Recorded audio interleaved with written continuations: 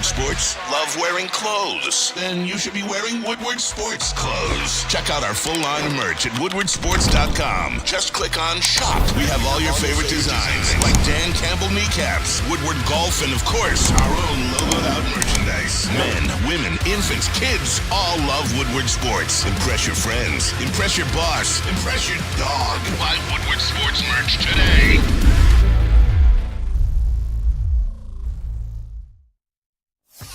Counting down the days until Detroit shows the world how the draft should be done. Woodward Sports, your official Detroit draft partner. Listen for great insight into the draft, places to go, and what's happening in the city. The Detroit Lions select. See you downtown for the draft.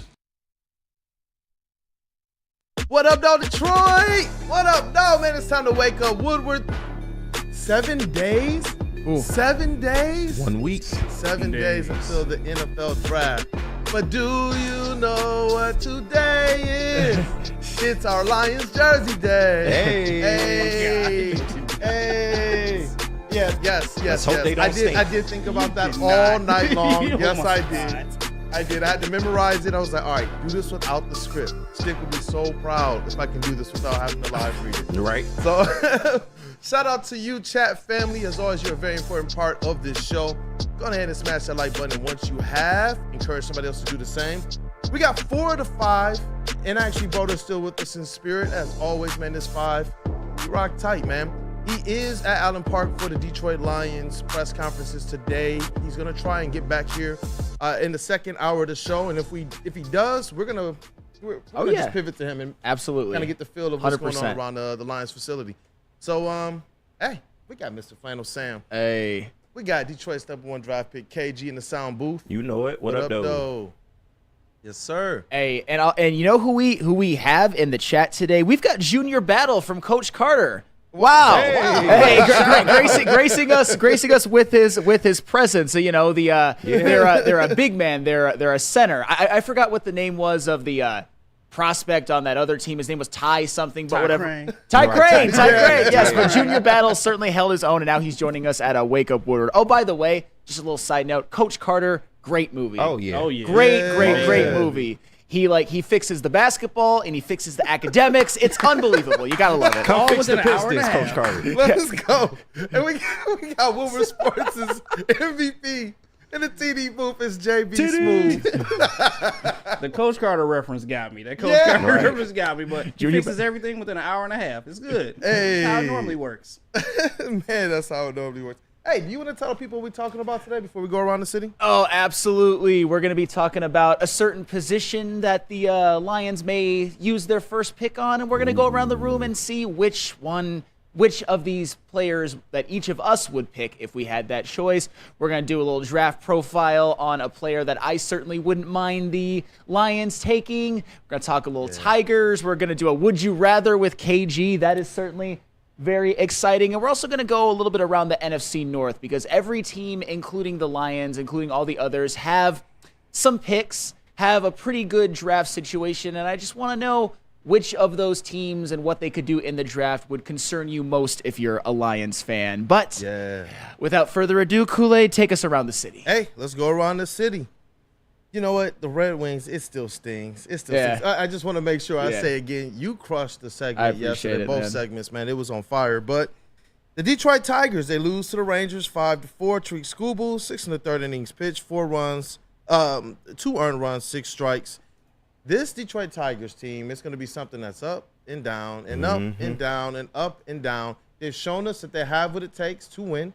They've also shown us that they need a whole lot more hitting for it to be consistent. Yeah, and unfortunately in yesterday's game, it was the errors that really undid the Detroit Tigers. And before you guys say that, Flannel doesn't care about defense, if you're I don't want them to kick it around the field because here's the reality, and this is where I have to I know 2 of the runs were unearned by Tariq Skubal, but one of them was unearned because of an error that he made. The very first batter of the game, Marcus Semien, hit one back to Tariq Skubal. He lobbed one really kind of casually that pulled Spencer Torkelson off the bag.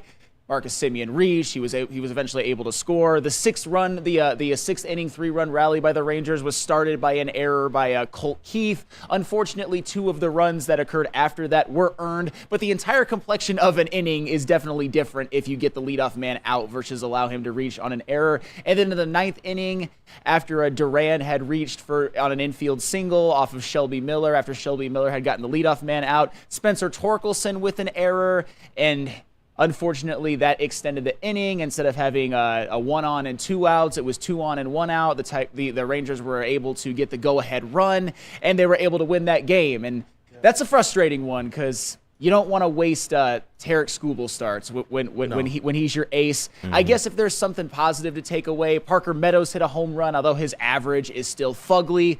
Kerry Carpenter hit another one. Yeah. Riley Green and Mark Canha with 2 walks apiece. I certainly love to see that. That was something that I kind of had anticipated before the year, that they were kind of going to be the leaders on the team when it comes to strike zone discipline. I'm looking at the replay of the error right now on the TV in the room. It's a little depressing, but yeah, that's one of those. Now the Tigers are in danger of losing the series, and we're going to talk about it a little bit more later, but that was a tough one. You don't want to beat yourselves, and that's kind of what the Tigers did yesterday. Yeah, especially when you know that the hitting is going to be something that can cost them. Yeah. You got to give yourself every single opportunity to go out there and win these games by what you can control. Yeah. That seems to be a theme with all of these teams. Man, control what you can control. When it's in your hands, definitely go out there and do work. But I know we're going to talk about concerns with the Detroit Tigers a little bit later in the show, so I want to get more into it. But just really, really quickly, I just want to go around the room.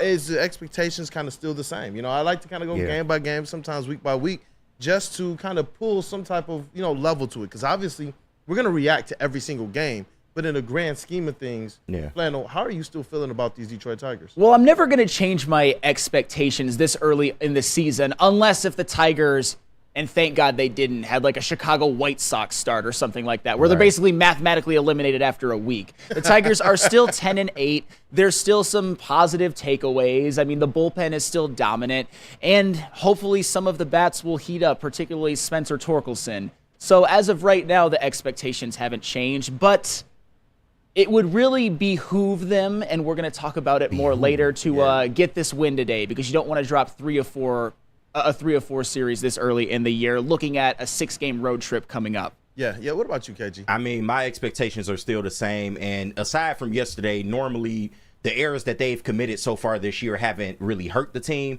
But yesterday it was real bad. But my main concern is still this offense, getting the offense on track. The pitching is going to be there. I can't stress that enough. The pitching will be there as long as they stay healthy. It's all about the bat. So, but right now, expectations are still the same. They're above 500, folks, and it's we're approaching the end of April. So let's hope they can keep it going. Let's hope they can keep it going, man. It's going to be interesting to see. And exciting, I believe. I believe this is going to be an exciting season for the Detroit Tigers, one that has us probably nervously optimistic the entire season. Oh, yeah. Especially seeing how things are going right now. But the Detroit Lions, we already kind of talked about it at the top of the hour. Brad Holmes, his press conference is today at Allen Park. And it's pretty good that we get him about 7 days before the draft. I know the questions are going to be all over the place trying to figure out what the strategy is. But Brad Holmes, he's almost like a master of disguises, man. A master of disguises as it relates to his draft board. Yeah, and I think it's curious. I'm curious to see what he has to say, because this was the first time, and don't get me wrong, he's made some really nice, maybe unheralded at the time moves that turned out to be really good, like Graham Glasgow, for example. But this was the first offseason where I would say this was the offseason where Brad Holmes made the most splash in free agency, getting a DJ Reader, getting a Carlton Davis, getting a Marcus Davenport, a Meek Robertson, all of that. Those are positions of need that, in a lot of ways, at least on paper and at least what we think, especially with guys like DJ Reader and Carlton Davis, we look at that as filling needs with upgrades over what the Lions had last year. So I'm kind of curious to see if there's any questions asked about that, what he has to say about that. And as I've said before, as much as we all loved Brad Holmes, I think this free agency, especially with the DJ Reader move, is what really gave him basically almost an 100% approval rating amongst the city. It should have already been, but if there were some if there were some questions, if there were some questions about his free agency acumen, at least on paper, knock on wood when it comes to injuries and stuff like that, he knocked it out of the park. It seems as if Brad Holmes is taking this thing piece by piece, foundationally going. Yeah. He set this team up in the draft well over the first couple of years. Obviously, bringing in a leader like Jared Goff definitely helps to supercharge that. And then he went to kind of bolster the offensive line, which is something that Jared Goff absolutely needs. Then it looked like he really attacked free agency this past summer. And the next thing on his to-do list, which I believe he's going to handle masterfully, is how he handles re-signing his own players that he's drafted. That's just the next step in the evolution of Brad Holmes. I think that's the last piece. If he gets that part of it right, kind of figures out this system, this balance between drafting players, paying them when it's time, and still having enough to fill out the rest of the roster, which I believe he's doing so far so good. We want to see what happens with Amon-Ra. We want to see what happens with Panay. Obviously Hutch. We want to see what happens with Jared Goff. But it looks like he has this thing down pat. Well, and if you want a preview of what this might look like, I think the way that Brad Holmes handled the whole Jonah Jackson, Jonah Jackson resigning thing was perfect, because Jonah Jackson got $17 million a year with the Los Angeles Rams, which, as much as we like what Jonah Jackson has done for this team in his tenure here, he was in no way, shape, or form worth $17 million a year, even in this inflated guard market. However, what Brad Holmes was able to do was re-sign Graham Glasgow for much cheaper and give a short-term, 1-year, $6 million contract to Kevin Zeitler, who I think in this season will be an upgrade. So I know Jonah Jackson wasn't a Brad Holmes guy, and it's a little bit different, but if you want a little bit of a preview on sort of re-signing and deciding who not to re-sign and getting good deals, that would be it. And speaking of free agents that he knocked out of the park, I forgot to mention Kevin Zeitler. That was another one, another notch in the old 2024 offseason Brad Holmes free agency belt. Yeah, definitely. And I see people in the chat that are asking about what time is the jersey reveal. I believe that's 7 p.m. tonight. Yeah. Why so late? I don't know. You know what? They're making the people wait. Yeah, man. Build up as much excitement as possible, but it would just be on them, man, if these jerseys somehow leak before then. I heard they leaked on Channel 7 yesterday, but I just heard that. I don't know if that's true or not. I heard the same thing too, so I don't know if that's true or what, but hey, look, chat family, man, if you guys see any of the jersey leaks out there, definitely, y'all know what to do. Hit us up on socials. It'd be interesting to see, man. And Matt Broder, our esteemed co-host Matt Broder, puts in the chat 7:30, and if anybody in this building would know, it would be him. So KG talking about why it's so late. Got even later. Yeah. Might as well be tomorrow. I mean, come on now. Hey, shout out to Matt Broder as well. Shout him out one more time, man. Our Detroit Lions and Tigers credential beat writer and reporter. Does great work. I can't wait to see what happens today at these press conferences, and then we get to kind of end the day with the jersey reveal. Yeah. It's going to be cool. But before we get into this next segment, just real quick, Jonte Porter. Jonte Porter, formerly of the Motor City Cruise, a player that I was wondering, why didn't the Pistons go and add him to their roster? You look at the Motor City Cruise, they've had like 7 players get plucked straight out of their organization and go to other NBA teams. Yeah. It just seems like we're using our G League team as a feeder for others. But Jonte Porter, right? Yeah. Oh my gosh. Lifetime ban. Yeah. Lifetime ban. We covered this before when it was announced that the investigation was underway for Jonte Porter. But now he's actually received a lifetime ban for betting. And it showed his winnings. I saw this one graphic that showed his salary to this point was close to, I believe, $2 million or maybe a little bit over. Do you guys understand how much money he's actually won betting? Yeah. How much? Do you know? I don't know. He was upward in like the 50 million range or something like that, right? He was betting a lot of money, but he had only won $21,000. Stop it. You got a problem then. Yeah. You got a serious problem. If you're sitting here betting up to $51 million and only making a return of like $200,000, you have a problem. Yeah, and I want to see what the rest of this investigation kind of pulls out, because he did not have, at least for the numbers I saw it was just in like the low millions maybe worth of money that he's bet. I don't believe that he had that by himself. Yeah. But I'm also not trying to be a snitch and throw anybody else under no bus. He wasn't betting props. He was betting on like teams, how the team would do, right? From what I've heard. I think both, right? Yeah, a little bit of both. Yeah. Like, man, oh man, oh man. I just don't know what you're doing. You finally get your chance to play in the NBA. You are the brother of Michael Porter Jr., so you're part of this NBA family. and you kind of do that, man, it's just like, wow. Well, I mean, he a G leaguer though. Yeah. I mean, so he felt like he could make more money doing that than his G League contract. Yeah, so. KG, that's an excellent point, because nobody should be doing this, and when you put the integrity of the game in question, that's just an absolute no-no, especially when it comes to his particular props and his particular team betting on negative things for him and his team. That's 100% unacceptable. But you're right, KG. When you're a guy who may be out of the league soon, maybe spending his career in the G League, signing 10-day contracts and all of that, those are the guys you have to worry about. Not even the 6th, 7th, and 8th men who are getting multiple million-dollar contracts. It's those guys like Jonte Porter. And as you mentioned before, Kool-Aid, Michael Porter Jr., like a bona fide NBA player, a champion, a guy who's a starter on a championship team. That's his brother. I just wonder... Like I'm not saying, I'm not accusing Michael Porter Jr. or anything like that. It's just you're right. It's the NBA. It's the NBA family. Yeah. Like Jonte Porter, whether he was in the NBA or not, even as like a middling G leaguer / like 10-day contract guy, having Michael Porter Jr. as your brother plus having a professional career means you are part of the family. And now he has kind of sullied that family with his actions, and he got punished by a lifetime ban. That's pretty crazy. Ban. You know, suspend Michael Porter Jr. too. You know what? It probably runs in the family. He probably betting too. So suspend him too. Hey, I'm rooting for the Lakers in that series. So go ahead. Suspend Michael Porter Jr. Gromit says, "Stop it. Get some help." Sign Michael Jordan. So we got Jonte Porter and Donald Sterling as the only lifetime bans in the Adam Silver era. It looks like. Wow. Yeah. Wow. So. What a mix. What a polarizing. The owner. What a swing from an owner to a G League player, man. It's crazy. Oh, yeah. Wow. And then you know what? Just one more before we get to this next segment. Chuck Brewer said he bet on himself having under on his performance and prop bets. Then pretended to be sick not to play. Yeah, that's dog. See, that's hilarious. And that's the problem. It's like, come on. It's like what he would in one of the games. I believe he aggravated an eye injury or something like that, and just had to leave. Because if you play in a game and you get hurt, everything still counts. Like my toenail chipped. Yeah, right. Do y'all remember that one play? Somebody went and pulled up his highlights, dog. It was one time when he hit a 3 from the top of the key. And it was such an ugly release, but it went in off the glass, and his face was like... It's like, oh, man. It was messed up my line. Damn it, I made that. Right.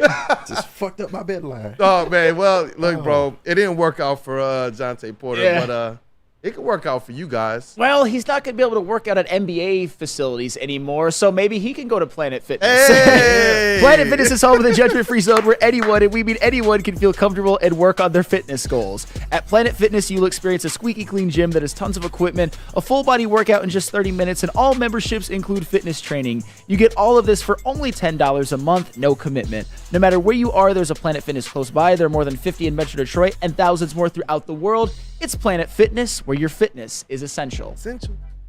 Buying your first Feldman Chevrolet is much more than buying the car that will get you from point A to point B. It's a place for first memories, some big, some small. As she grows, you're not just buying her a Chevy, you're buying into a Feldman family. With more than 700,000 vehicles sold, from generation to generation, Feldman just keeps rolling. The most talked about Detroit media by other Detroit media, and we love it. It's the Woodward Sports Network. Where's the most convenient place to get that big fitness energy? It's Planet Fitness. Join today for just $1 down, $10 a month. With over 2,400 locations and equipment for every workout, you can get in, get energized, and get going. And with free fitness training and most clubs open 24 hours, everyone belongs in the judgment-free zone. So join today for $1 down, $10 a month, no commitment, cancel anytime. Woodward Avenue, the first paved road in America. Woodward Sports, the first sports network born in Detroit and made for Detroit. You smell that? That's Brad Holmes cooking, and the off-season smells good. Woodward Sports.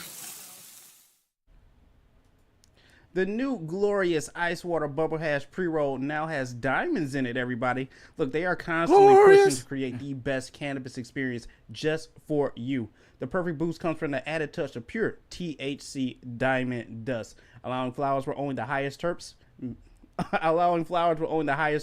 making the best even better just for you. Look, go to gloriouscannabis.com, check them out, or find them at your local retailer. It's Glorious Cannabis, baby. Let's go.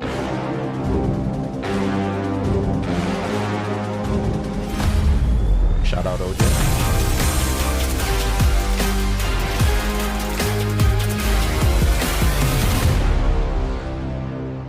They playing, man. Today's the day. They playing. What They up, better though, be people, good. man? Welcome back. It is Wake Up Woodward. We appreciate you guys for choosing to kick off your day with the Woo Crew. How you feeling today, Sam? Oh, I'm feeling great, and I'm really excited to talk about some corners that maybe the Lions should target in the draft, because you can argue it's their biggest immediate need. Hey, let's get into it, man. Hey, you know what? I put up a graphic yesterday of if they were available at pick 29, would you want the cornerback Kool-Aid McKinstry or the DE Chop Robinson? Ooh, really quick? Yeah. I will say Chop Robinson. Damn right. Because I have a different right. DB defensive back in mind for who I would take. Ooh, and I want to hear from our booth real quick as well on that. And chat family, if it's available to the Detroit Lions at 29, Chop Robinson, Kool-Aid McKinstry. Before we get into breaking down some cornerbacks, let me know what you guys think as well. What's good, KG? It would have to be Chop for me. I think his upside far exceeds the upside of Kool-Aid. Now, I wouldn't be mad at Kool-Aid at 29, but to me, he's not a better corner than Terrion Arnold, who was also on his team. I feel like Terrion Arnold is the better corner between the two. I would much rather have that edge rushing help and then try to get your DB in the second round. But that's how I would attack it. What about you, Mr. JBSMOOOOOV in a TD booth? I got to go with Chop Robinson as well. I'm not going to be mad if, we end up with Kool-Aid McKinstry, but, who knows? Maybe Brad has another idea in that second round that he thinks of someone else, but Chop Robinson right now, as KG said, has a higher upside, and I think it's just someone that we could use wholeheartedly for this Detroit Lions team. So give me Chop for that first pick. Let's go. And you know what? On socials, man, a lot of people as well. It's in the stories, people are picking Kool-Aid with the poll. Mm-hmm. In the comment section, everybody seems to be picking Chop Robinson. It's like, what a juxtaposition, man. Yeah. Wouldn't be mad with either of them, by the way. Yeah. Can't go wrong. But you know what? Let's get to some more cornerbacks. Obviously, behind me, we got up on the board Kool-Aid McKinstry, Quinyon Mitchell. Oh, yeah. What's up, man? All right. So and this is based off the premise that the Lions are using their first pick on a corner. And I gave the option of you could either stay at 29, trade up, or trade back. What I would do if I were Brad Holmes and I was using my first pick in this draft on a corner, I would trade back and go after Kamari Lassiter from Georgia. Kamari Lassiter currently is number 56 on PFF's big board, and one of the reasons he seems to be falling is because he's not exactly an elite athlete. He's not really a workout warrior, but his tape is elite. And let me just give you some numbers on Kamari Lassiter, because he is basically Lassiter Island as his specialty being man coverage. This past season, when targeted, allowed 15 catches for 136 yards, no touchdowns. That's basically nothing. Shut down half the field. Passer rating allowed when targeted, 48.7. Completion percentage allowed when targeted, 38.5. He was graded higher in man coverage than zone, which I like, especially when you're shutting down half the field, and have shown the ability to just man up on receivers and shut them down. And he's also a good run defender. But one of the other reasons why I would trade back and take Kamari Lassiter is because I was comparing some of his numbers to the guys that are ranked above him. And right now on PFF's big board, there are 5 cornerbacks who are considered first-round prospects. And I get it, PFF isn't the Bible. It's just a good gauge for right now. Those are Cooper DeJean, Quinyon Mitchell, Nate Wiggins, and then the Alabama duo of Terrion Arnold and Kool-Aid McKinstry. I see some Cooper DeJean love here in the comments as well. However, I would take Kamari Lassiter over Cooper DeJean. Sam. Over Preach. Cooper DeJean. Preach. Yes, and I like Cooper DeJean. Cooper DeJean, just as a side note, was somebody I loved to watch in college. Yeah. you all know how I feel about what he did in the Michigan State game. But when you really dive deep into him as a corner, not my favorite prospect. But back to Kamari Lassiter. Of those 5 guys who are considered first round, and then including Kamari Lassiter into this, who is considered a second round pick, Kamari Lassiter, out of all of them, out of 6th, was first in fewest receptions and yards allowed, first in completion percentage allowed. Only Cooper DeJean and Nate Wiggins yielded a lower passer rating. Only Quinyon Mitchell also graded out higher in man coverage, and only Quinyon Mitchell and Nate Wiggins and Kamari Lassiter graded out better in man than zone. So to me, when you talk about a value pick, as somebody who's a great man coverage guy, as a guy who shut down half the field, when he's did a lot of these things in college better than even the top end prospects like a Terrion Arnold, for example, by the numbers, trading back and getting somebody who maybe has some questions about his athleticism but has elite tape, that is personally what I would do if I were using my first pick, if I were Brad Holmes using the first pick on a corner in the 2024 NFL Draft. Kamari Lassiter out of Georgia. So you were for the trade back. Yeah. Probably pick up more assets. Yeah. Grab Lassiter. Yes. KG, our other resident ball knower, bro. Yeah. I got to have your perspective on this as well. I like Sam's strategy. I prefer Kamari Lassiter over like a Cooper DeJean. Just basically like he's a better fit for this defense. Cooper DeJean, he's mostly a zone corner. He's made improvements in man, but I don't think he's a complete fit for this roster, and it's not just because he's white people. It's okay.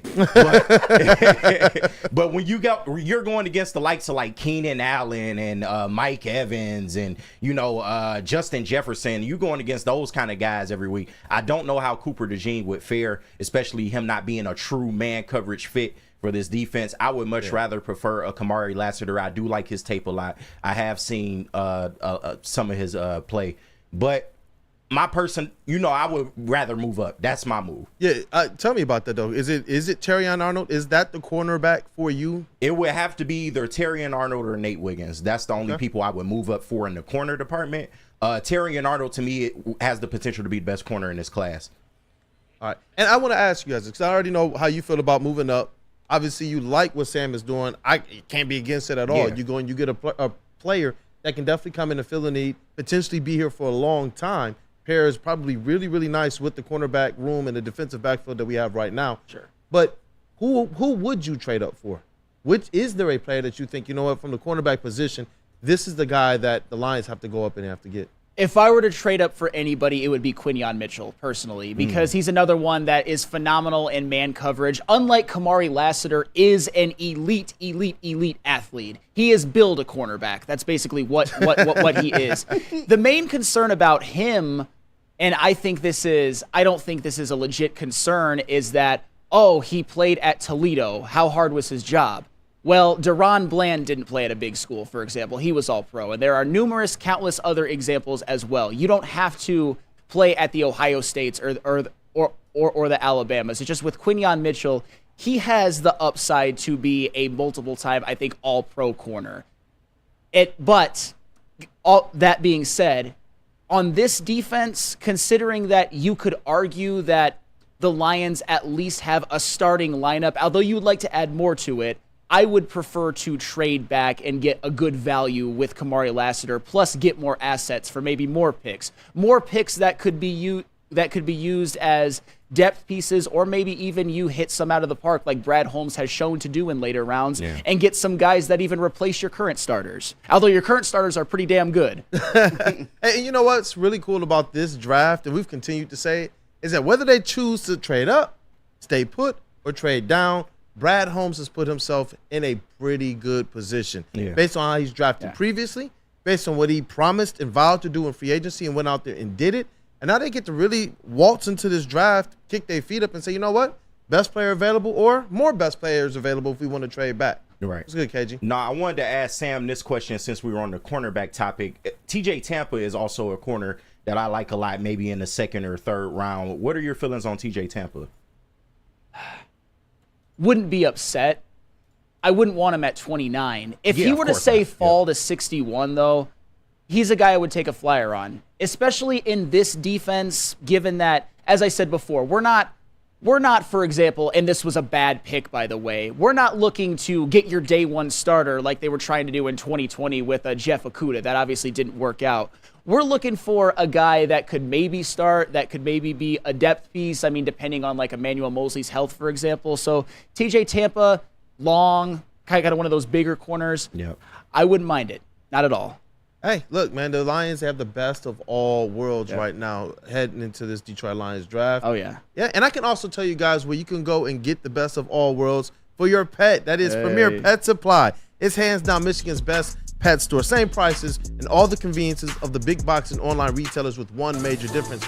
They've been family and locally owned for over 30+ years. They have 60 brands of food and nutrition experts to help you. Same day, local curbside and home delivery. Premier Pet Supply. Give your pet the best at www.premierpetsupply.com. What's good, man? How you doing? What you got for me today? Let's have a look, man. I see the one I want right there. That's the one I'm looking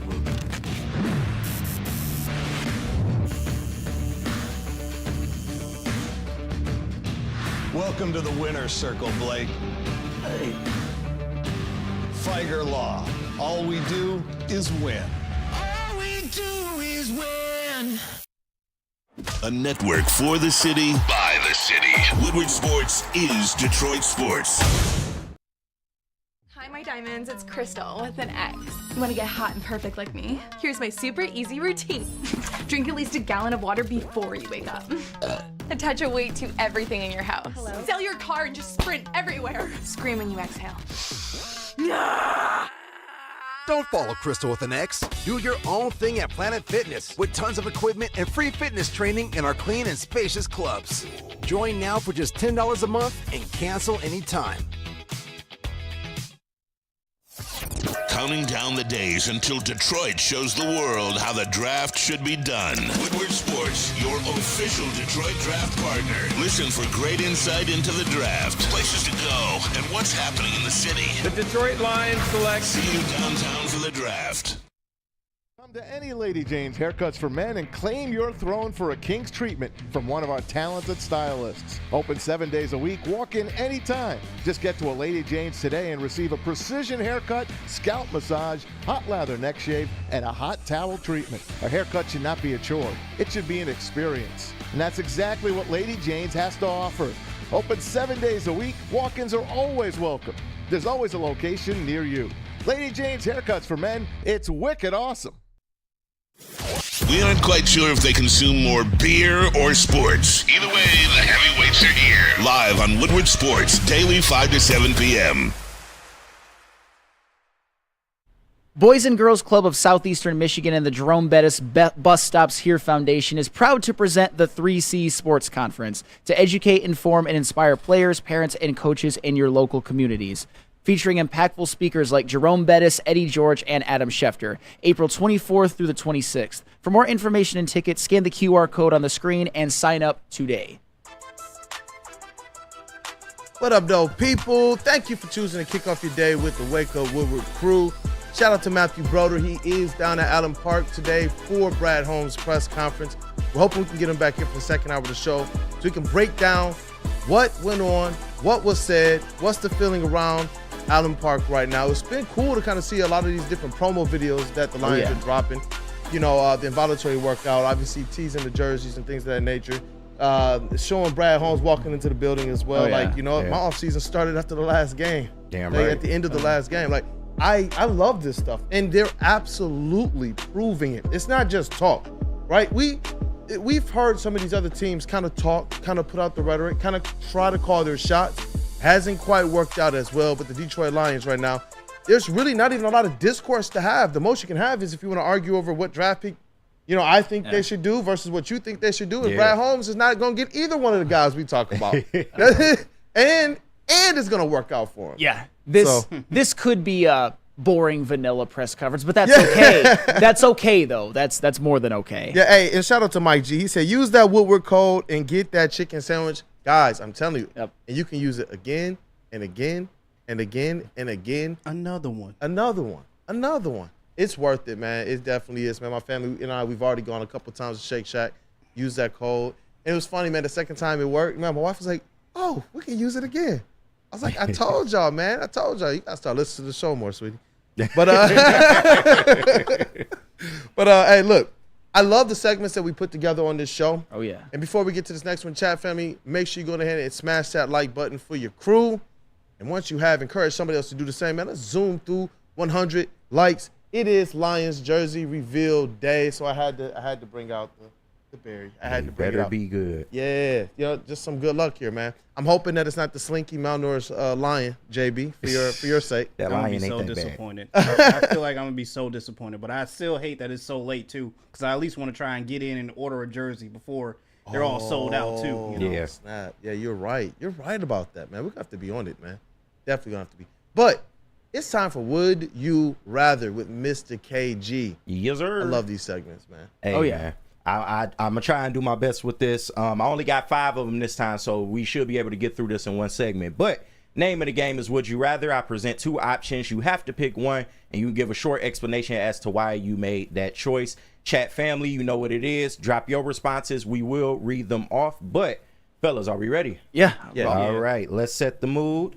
And with the first question, would you rather want to be a fly on the wall in Stevie Y's office or the Lions war room? No, I would say the Lions war room because, and I know a lot of people aren't going to like me for this. I think Brad Holmes, at least as a Detroit GM, I'm not talking about the Tampa Bay stuff, has proven more. I think he's done a better job. So I would like to see what goes on in terms of the processes. I would have liked to have been in the war room, say last year, for example. That would have been the most amazing thing ever. Oh, yeah. What the thought process was in going back and getting Jahmyr Gibbs, which wasn't popular. The process in drafting Jack Campbell at 18, which also wasn't popular, hence Braylon Edwards. And even Neil Rule, he had that picture of him looking all sad. So yes, Brad Holmes has proven to be a wizard in the draft, and I would most certainly like to be a fly on the wall during that. Kool-Aid. Man, that's a really good question, It's man. tough, man. And I thought you were going to throw Pistons in there. For at least the drama, for the soap opera of it, Yeah. I would have definitely picked to be in the Pistons kind of war room, figure out what's going on That up shit is there. in even turmoil more. right now. It's crazy. It's crazy. But choosing between Stevie Y and the Lions, it's like my heart is saying Lions, my head is saying Stevie Y. Yeah. Because the Red Wings, to me, are that next team up. Yeah. The Lions Yeah. are there. I trust Brad Holmes, whatever he does. Like, I know this thing is going to work out. But with Steve Yzerman, I really want to understand where he's going from this point while the Red Wings are at a very, very, very pivotal spot in their in this Stevie Y, this trust the Yzer plan era. So I got to go with Stevie Y right now. I feel like Brad Holmes, he got the war room That's locked fair. down. But Stevie Y is the one where I still have some questions, and I just want to be able to understand his mentality with putting this team together. Yeah, and I just want to respond really quickly to something in the chat. Chuck Brewer disagrees with me on something. Wrong. In the draft room, they are on par. Talking about Brad Holmes and Steve Yzerman, you can argue Brad is better in free agency, though. Here's the thing. I know that hockey's different, and I know a lot of people like to accuse me of not knowing that. I know that these prospects spend a lot of time in Grand Rapids, a lot of time in the farm system. Like, hell, Sebastian Cossa might spend another year being the full-time goaltender in Grand Rapids, and we could use a goalie. However, Steve Yzerman may prove to be as good of a drafter as Brad Holmes. It's just you don't know that in hockey yet. What do you know has been a rousing success? Mo Seider and Lucas Raymond. Yeah. We think with Simon Edvinsson, I think his early returns have been positive, but the guys like Nate Danielson, the Palikas, the Jonathan Bergerins, the Kosas and the likes of those, the Carter Mazers, we think they're going to be good. We think they're going to be there when the Red Wings are going to win big. Actually, the goal isn't making the playoffs, it's win the Stanley Cup. We just don't know that yet. Ask me in a couple of years, and Chuck, you might be right. I just don't think you can make that statement just yet, even though I know the sports are different. In the NFL, it's designed for you to make an impact right away. In the NHL, unless you're like a McDavid or like this year a Connor Bedard, you're not. Big facts. JB. Oh, you guys are crazy. I'm going with the Lions. Every single day, I'm sitting here racking my brain, going crazy, trying to figure out what Brad Holmes is going to do. Is he going to trade up? Is he going to trade out of the first round? Are we picking at 29? Then it's just like I'm going crazy every single day looking at all these new mock drafts that people put out. I don't know what's going to happen. Like, I just need some information. So give me the Lions War Room all day. Okay. I will say this, man. For the sake of our draft show, I would definitely love to be able to spoil all these picks. Yeah. I definitely would. Like, hey, man, oh, yeah. Tap into Woodward Sports. We got you guys covered. Right. We're going to even beat Woj. Right. Like, yeah. But what the chat got? It just blew up with Lions. Lions War Room. Lions War Room. I felt like this would be a little tougher than that, seeing where the Red Wings are right now. The easy answer is the Lions. I mean, obviously, we want to be in the war room with Brad and see how he makes some of these deals, how he maneuvers. But we have seen video, especially last year, of him kind of, in the process in the war room, making things happen, man. We've seen things leak out of that room. Right now, Stevie Y is the most mysterious GM in this town. Man. We don't know what's going through his mind at any given moment. We don't know what he's going to do. I would honestly pick Stevie Y, man, because I just want to see, like you said, we're at a pivotal point with the Red Wings. A lot of questions are going to arise, especially going forward and into this next season with it essentially being playoffs or bust. I want to see how he maneuvers this offseason and what's in his head. What's he planning? What's he planning to do with the prospects or maybe getting more talent in the locker room? So that's just me. Shout out to Herb Nash. Oh, first, Mike Reed, he said, great question, KG. I think when you kind of break down the nuance of what we're actually talking about here, that's a really great question. Herb Nash said JB's head be full with the New Jerseys, the Detroit sign, and the draft. Help! Right. I'm troubled right now, man. There's a lot going on. Like I said, they just lit it up the other day, and you know that's going to go out eventually when it gets cold or when it rains. You know damn well those lights are going to go out. Dog, because my whole thing, when those lights go out on like one of the signs, how long is like the E just gonna be out? Like how long? How long until somebody goes and tags that, man? That's my thing. So in the daytime we got graffiti. At night it's gonna be like the E is missing. Right. It's just like golly, man. Golly. We can't have nothing nice. Can't have nothing nice. It is what it is, man. But that's good. Question number 2: would you rather send Parker Meadows down to AAA, or officially call up Matt Manning? Ooh, I'm really intrigued with Matt Manning. I am really intrigued with Matt Manning. His couple of appearances here, I feel like he can definitely add something to what this Tigers pitching has. But if Parker Meadows figures this thing out, I don't know if that means a trip down. Then it helps with adding another bat to this lineup. Yeah. I'm conflicted, Sam. I want Matt Manning in the starting lineup. The problem is realistically, or the starting rotation. Yeah. Realistically, though, who are you going to replace him with? Because every single one of them, even Kenta Maeda, who some people say is washed, Neil, he had a good start. He's coming off a good start. Jack Flaherty has had a couple of good outings. Reese Olson, I mean, the opening game of the series, they didn't lose that game because of Reese Olson. He was dealing, and we all know what Casey Mize, and Tarek Skubal can do. So I would probably say send Parker Meadows down to the minors. He did hit that home run yesterday. That's fantastic, but his batting average is in the O's. And you could, I wouldn't mind at all if, say, their remedy was send him down and take a flyer with Justin Henry Malloy or like a Jace Young. I think we shall see. Now, let me propose something to you. Yeah. What if they brought up Matt Manning and they made Kenta Maeda a bullpen arm? Fine. Fine. Cool. Okay. I like that one. JB. Give me Manning.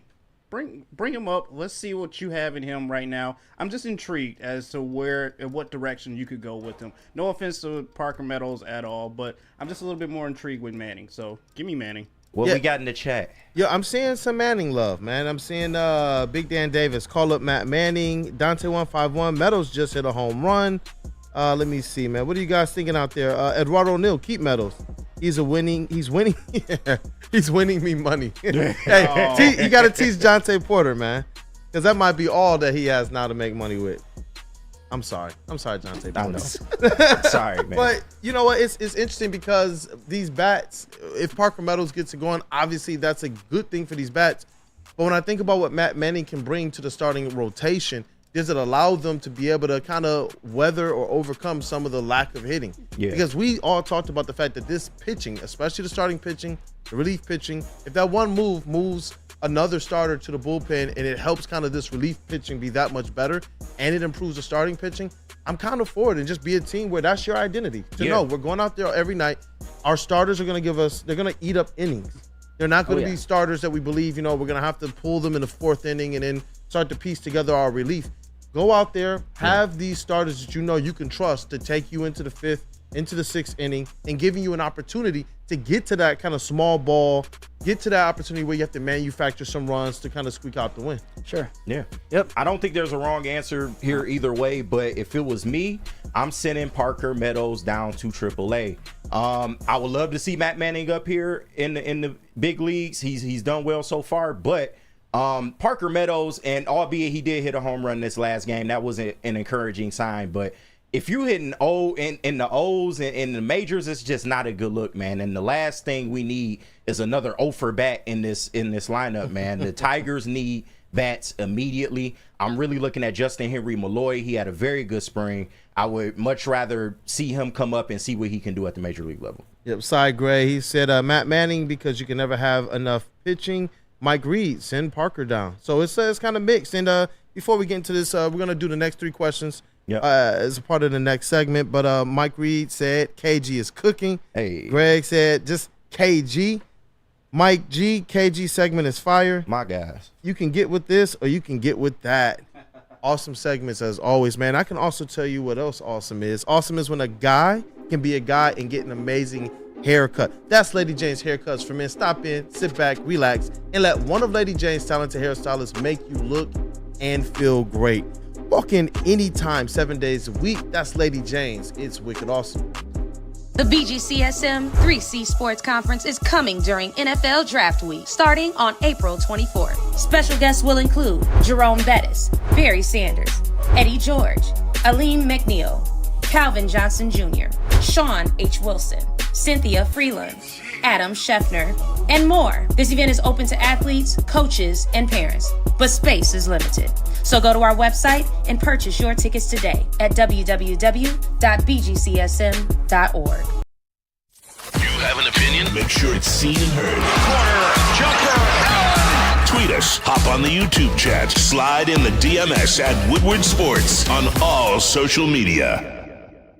To any Lady Jane's Haircuts for Men and claim your throne for a king's treatment from one of our talented stylists. Open 7 days a week, walk in anytime. Just get to a Lady Jane's today and receive a precision haircut, scalp massage, hot lather neck shave, and a hot towel treatment. A haircut should not be a chore. It should be an experience. And that's exactly what Lady Jane's has to offer.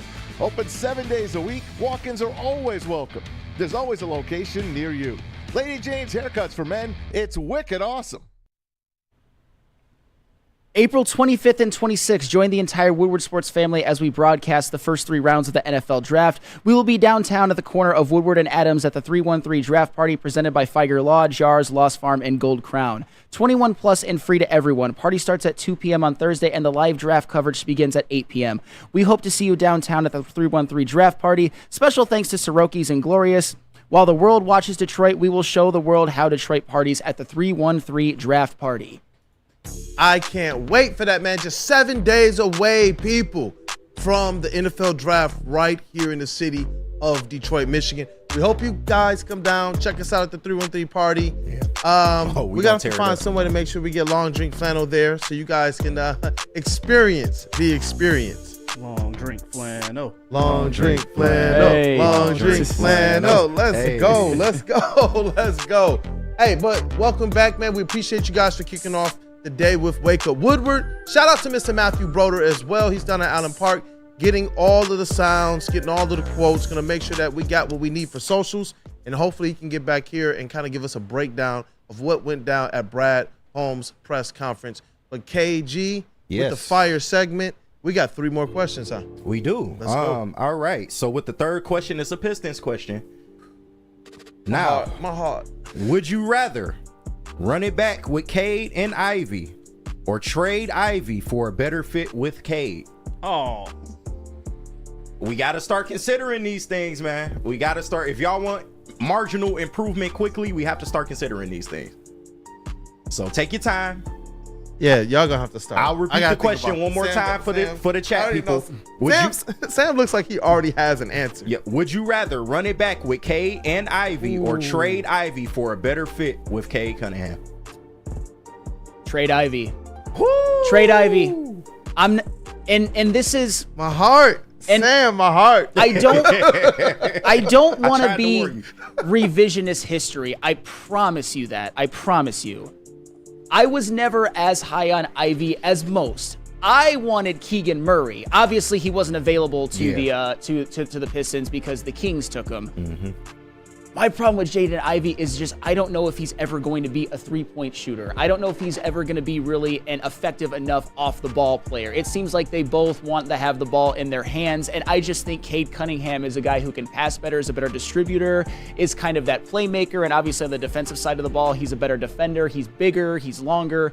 So Jaden Ivey, to me, is just a poor fit right now. That's all we've seen in terms of evidence. Could he get there? Could he improve? Maybe. Maybe next year he's not on the bench to start the season in favor of Killian Hayes. However, I just don't like what I see so far, so I would trade Ivy. You know I'm coming to you, man. Hey, JB Smooth. This the assist. You want me to go? No, let Kool-Aid go last. Let Kool-Aid go last. Go ahead, JB. This is a tough decision, man, because I like both Cade and Ivy, but if we want to see this team improve, and if Cade is our guy, then yes, I'm going to step up and sit here and trade Ivy for a better fit with Cade. No disrespect to Ivy. Yeah, not at all. Because I do like him, but as Sam said, that he's never going to be that all-time three-point shooter that you want in him, and if we want this team to somehow improve, Ivy's got to be the one to go first. I'm sorry. It's all right. It's all right. I'll go next. Hey, shout out to Easy in the chats. Quit instigating things. Easy, love you, bro. No, I'll go next, man. I would run it back with Cade and Ivy, but only for one more year. Only for one more year. I don't think Cade and Ivy are necessarily the problem. I think Monty needs to do better at drawing up better sets in the half court for them. And I also think they need a wing to help kind of move this team along, man. If they got a good scoring wing, I feel like they will look better on the floor. But only one more year out of Cade and Ivy before I'm considering maybe trading Ivy while he still has value. Yeah, and you know what? There's something very, very key that you said there. They didn't get a full season to really play or fit. Yeah. I don't know how much the scheme was to help them be able to fit. Yeah. The offense didn't resemble at all what they said it was supposed to as it relates to the 0.5-second offense. In the beginning of the year, it did, but they didn't really play Ivy in that, which I believe would have played him to his strengths. Yeah. And another thing is this. When you do play Ivy, he's going to be at his best with Cade if you have a big wing next to him. Exactly. He didn't have Asar Thompson for a lot of games. And so it starts to put a little bit more defensive pressure on these guys. And when you talk about two-way, how you play on the defensive end is going to wear you out. Jaden Ivey is a guy who needs to have a defined role if he's on this squad of just being an all-out energizer bunny. Yo, that's a throwback, right? That's a throwback, right? But another caveat you brought up is the relationship with Monty and Ivy.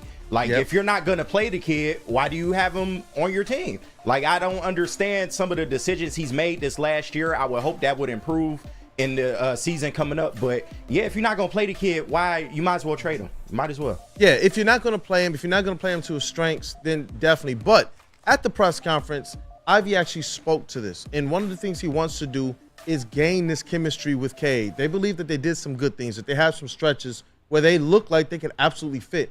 And Cade Cunningham, at a certain stretch in the season, over about 10 to 11 games, he hit the most threes off catch and shoot from Ivy actually setting him up. Ivy getting downhill, working that pick and roll. But another thing that you guys have to realize, and I'm going to say, you know what? Let's see them for another year. I like your answer. And it's because I want to be able to see them put in a position to succeed. Right. They didn't even have a screen setter, like a person who could actually set a screen. I don't think we've had that. Marvin Bagley could. When he was here, he could. Drummond is like the last player we've had that could actually set a screen, clear out the middle of the paint, and be open for a lob. Yeah. When he was playing with Marvin Bagley during his rookie season, I believe, when Cade got hurt 12 games in, Jaden Ivey looked like a much different player than he did this year, where they didn't really have the basketball components from a play perspective to be able to put this thing together. I'm going at least one more year. One more year, man. One more year. Sounds good. Oh, you look like KG. You got a phone call? Yeah, I had a call coming in. I don't know if y'all want to take calls yet, but hey, we'll get through what would you rather, and then we'll definitely take the caller. So, next question. Let me get some music back going. All right, next question is a Red Wings question. Would you rather the Red Wings call up their best prospects to revamp the roster, or flip some of their prospects to acquire established NHL players? It's been a big topic of discussion lately. Oh, man. I'll Good rephrase it today, man. I'll ask it one more time so the chat got it. Would you rather the Red Wings call up their best prospects to revamp the roster, or flip some of their prospects to acquire established NHL players? Do you want to go first? Yeah, I'll go first. Definitely. That's I like making Sam think. No, that's I don't want to cheat. I think you should do a little bit of both. I think there are some prospects that you should definitely consider flipping, like maybe one of the defensemen, or like an Elmer Soderblom, for example, or somebody like that. You definitely need more established players. Hopefully maybe you can get a defenseman, a center, maybe not a 1C quite yet, but there's also some prospects that you really like. Like, I wouldn't want to trade like Marco Kasper, for example, or Nate Danielson, guys like that. But some of the lower end ones, hey, I would even put Jonathan Berggren up for sale. That wouldn't necessarily bother me at all. So I would say a little bit of both. You need that combination because you need better veterans at certain positions, particularly defensemen. But you also, one of the reasons that everybody is blindly trusting the Yzer plan is because of the farm system. So you need a little bit of both. I like that answer. I like that answer. If I had to pick one, we keep hearing about this farm system. We keep talking about how there is help down there. I want to see them start to be featured. For what I believe they can do in free agency to try and attract, we've seen Steve Yzerman go out there and bring in some vets. Whether they panned out for the whole year or not, he was able to bring in some vets that absolutely helped this team. I would kind of rely on that same plan. Bring up some of these young players from the Grand Rapids Griffins, and then go out there in free agency and find the type of vets that you believe kind of fit around this squad. Yes, and for the record, just a fan, let me just respond really quick to some of the things that you said. And I think I got this right because I'm not hockey elite like you are. I'm not hockey elite like a lot of people in the chat.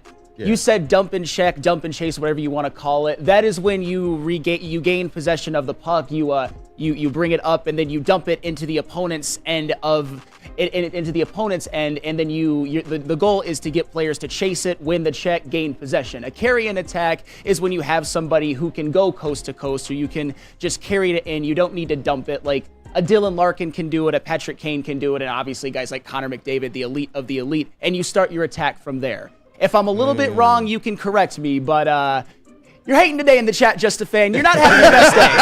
You're not having your best day. Shad is a bitch as always, and Eduardo O'Neill isn't having a good day either. Flannel energy. And I may be wrong. You know what? I may have gotten a few details wrong, but I'm just saying, you don't ask Neil Rule or Darren McCarty or Spencer Raxter to prove their hockey knowledge every single day.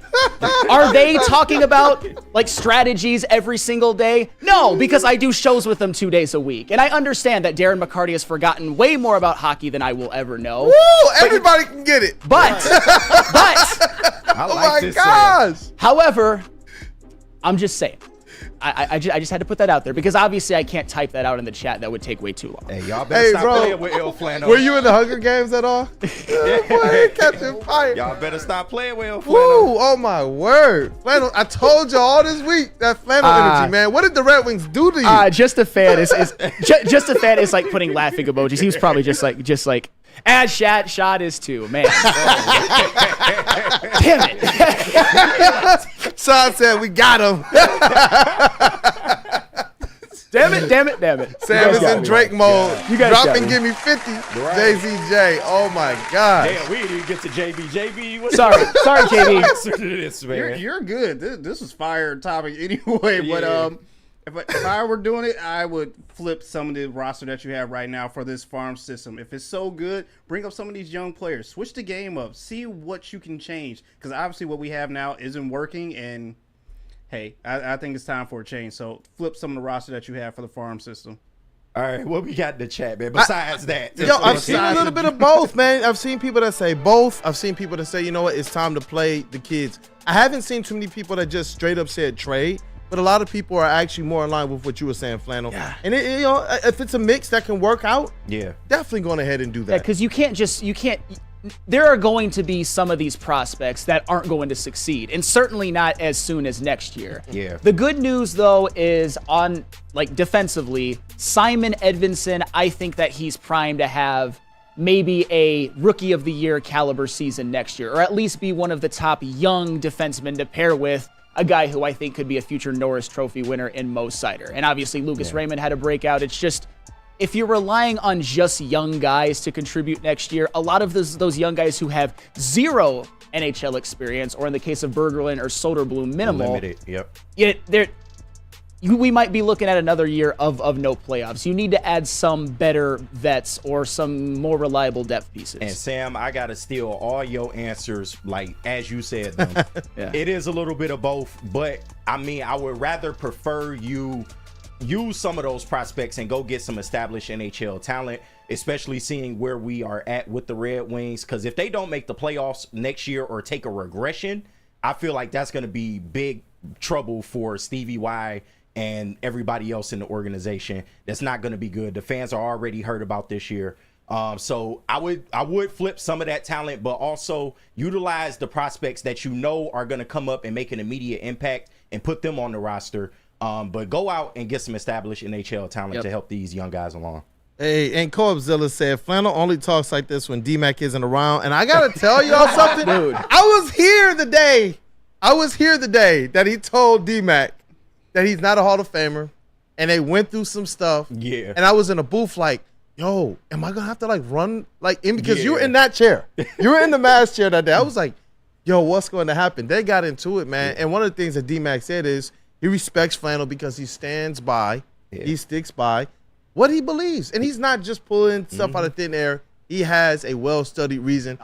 Even if I disagree with some stuff, that's why he believes what he believes. But he does stand on business. No, what do we say as black people? Say it to my face. He's one of those guys, though. He said it to D-Mac's face, at least. You can always respect that. Me and D-Mac have had many battles on air. So, if you think that I just crumble or shrivel up when Darren McCarty's here, I mean, it's a mutual respect. As I've always said, I consider D-Mac a great friend. It's just we disagree on some sports opinions, and even some sports opinions involving his likeness. But that's another story for another day. I respect it. I respect the hell out of it. I do got one more question. How much time we got? We're going to hold that one. Let's do that at the top of the next segment, and then we can get into this draft profile as well in the next segment. It's perfect. It's a Lions question, too. So. Hey, perfect transition. So we got a little bit of good news, a little bit of bad news, and some more good news. Good news is we got one more question left with this great segment of Would You Rather. Shout out to KG. Bad news is, though, insurance rates are up in the state of Michigan. But with the first pick in the 2024 draft, Detroit picks the Swiss Insurance Group. Woodward Sports is Detroit's top pick for your insurance needs. Woodward Sports and Detroit's top pick for your insurance needs. Keep your current provider honest and price out Swiss today. Go to SwissINS.com or call Mark today at 313-530-1698. Where's the most convenient place to get that big fitness energy? It's Planet Fitness. Join today for just $1 down, $10 a month. With over 2,400 locations and equipment for every workout, you can get in, get energized, and get going. And with free fitness training and most clubs open 24 hours, everyone belongs in the judgment-free zone. So join today for $1 down, $10 a month, no commitment, cancel anytime. We aren't quite sure if they consume more beer or sports. Either way, the heavyweights are here. Live on Woodward Sports, daily 5 to 7 p.m.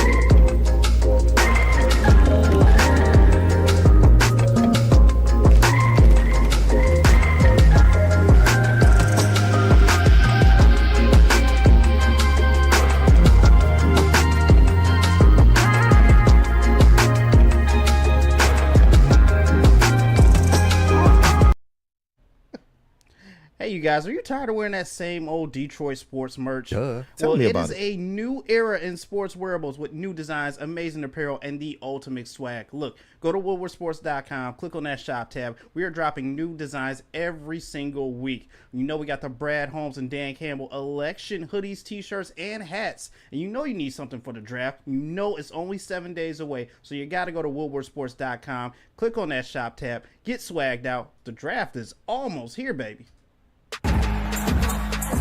Hey, boy, that flannel energy. Hey. Cut off flannels, hey. Woo. Hey. Let's go. I want to see flannel do this for real so bad. Hey. Let's go. Welcome back to Wake Up Woodward Chat family. Thank you guys for choosing to kick off your day with the crew. The sun is now out, man. It is shining bright. It's going to be a good day as well. Got to wait till 7:30 though for those jersey, the Detroit Lions jersey reveal. But you don't have to wait long. The Lions are going to have a press conference at the very least to hear some kind of draft strategy. Hopefully the media down there is in good form as they always are. I know our guy Matthew Broder, who's down there, our credentialed Lions beat writer and reporter, I know he's going to definitely get all of the news and more that we need to hear. If he isn't able to get back here to kind of rap about what went down, I know that you guys need to keep track of our social media because those videos will be posted there as well. And I know we got one more question with Would You Rather. Before we do that, shout out to Dollar Bill 93. Said, first time watcher of this Woo crew. This lineup y'all got is fire. Thank you guys always for the support. Go ahead and smash that like button. It does a lot for us. It does a lot for the show. It does a lot for the network. It encourages us even more. We're going to always try to bring our best, but the synergy that we have with you guys as our chat family, it definitely pushes us to an entirely new level. So let's smash that like button. If you have encouraged somebody else, let's get this thing to well over 100, especially for all the hard work that people are doing around here, man. I appreciate you guys greatly. Hey, appreciate you, man. But with that, we have one last question for Would You Rather, and it is a Lions question. Would you rather Brad Holmes trade back and get a second-round pick or trade up into the top 15 for pick 29 and a third? Say this one more time. Would you rather Brad Holmes trade back and get an additional second-round pick or trade up into the top 15 for pick 29 and a third-round pick? You guys take your time. So that would basically be you would get a top 15, 61, and then either 73 or okay. Yeah. I mean, I already kind of mentioned Kamari Lassiter. I would probably rather trade back and to get an additional second round. Although, if I've said this before, if you feel like if you're Brad Holmes, you need to trade up to get one of two players, I would say. I would say either Leatu Latu or Jackson Powers Johnson. I would do it. But I would say for value purposes, by the slimmest of margins, trade back in the second round. Ooh. Given what the Lions need right now, which isn't necessarily a bunch of day one starters. You know what? Man, I've kind of been on this whole trade up thing. I'm not against giving Brad Holmes, extra assets to kind of do work in this NFL draft. But I am intrigued and interested with the possibility of trading up and seeing the type of impact player that they can add to this team to be able to maximize this kind of Super Bowl window. But the more and more I think about that, the more and more I'm like, you know what? Brad Holmes finds players all through the draft, regardless of the round. I feel like the more sensible thing is to trade back. Yeah. Though I'm kind of intrigued at what happens if he trades up, man. Yeah, absolutely. JB. Get a extra second round pick or trade up into the top 15 for a first and a third? Man, forget that third round pick. Trade up. Okay. Trade up. Okay. Getting that top 15. You know how I feel about Dallas Turner, you guys. And I feel like that's someone we could definitely need. If there's a trade partner out there that's willing to do this deal, hell yeah, I'm with it. Trade up. get that top 15 pick, bring Dallas Turner here or Jared Verse. Either one of those two, yes, sir. I'm good with. And you would have to do that to get one of those guys. So yeah. And you've been on those guys since the beginning, JB. So I appreciate it. Wouldn't mind that at all. What the chat talking about? I'm seeing a lot. It's kind of mixed, man. Doug Durkee, he said trade back. Xavier D said trade up. Man, let me see here. It's a lot of this. Jeff Roeder trade up. back. Randall Smalls trade back. Caveat, the Lions, they already traded one of their third-round picks. So if they were to trade this other third-round pick, they would have no picks in the third round. And JZJ says that the trade, that the draft is in Detroit. Do you guys think on any level, and I already know what the answer is going to be, that matters to Brad Holmes at all, that this is going to some way influence his draft strategy? No. Zero at all. Yeah, it don't matter to me, let alone Brad. So at all, like, man. Who cares? The draft is in Detroit. The city's already on display. Yeah. What we do as people, what we do as fans, what we do to show out, what we do to be crazy, the fans that are going to be downtown, what we do to be, the host to all the other fans that are coming. That's honestly what matters more than it, than if Brad chooses to trade out of that first round or trade back. Let Brad cook.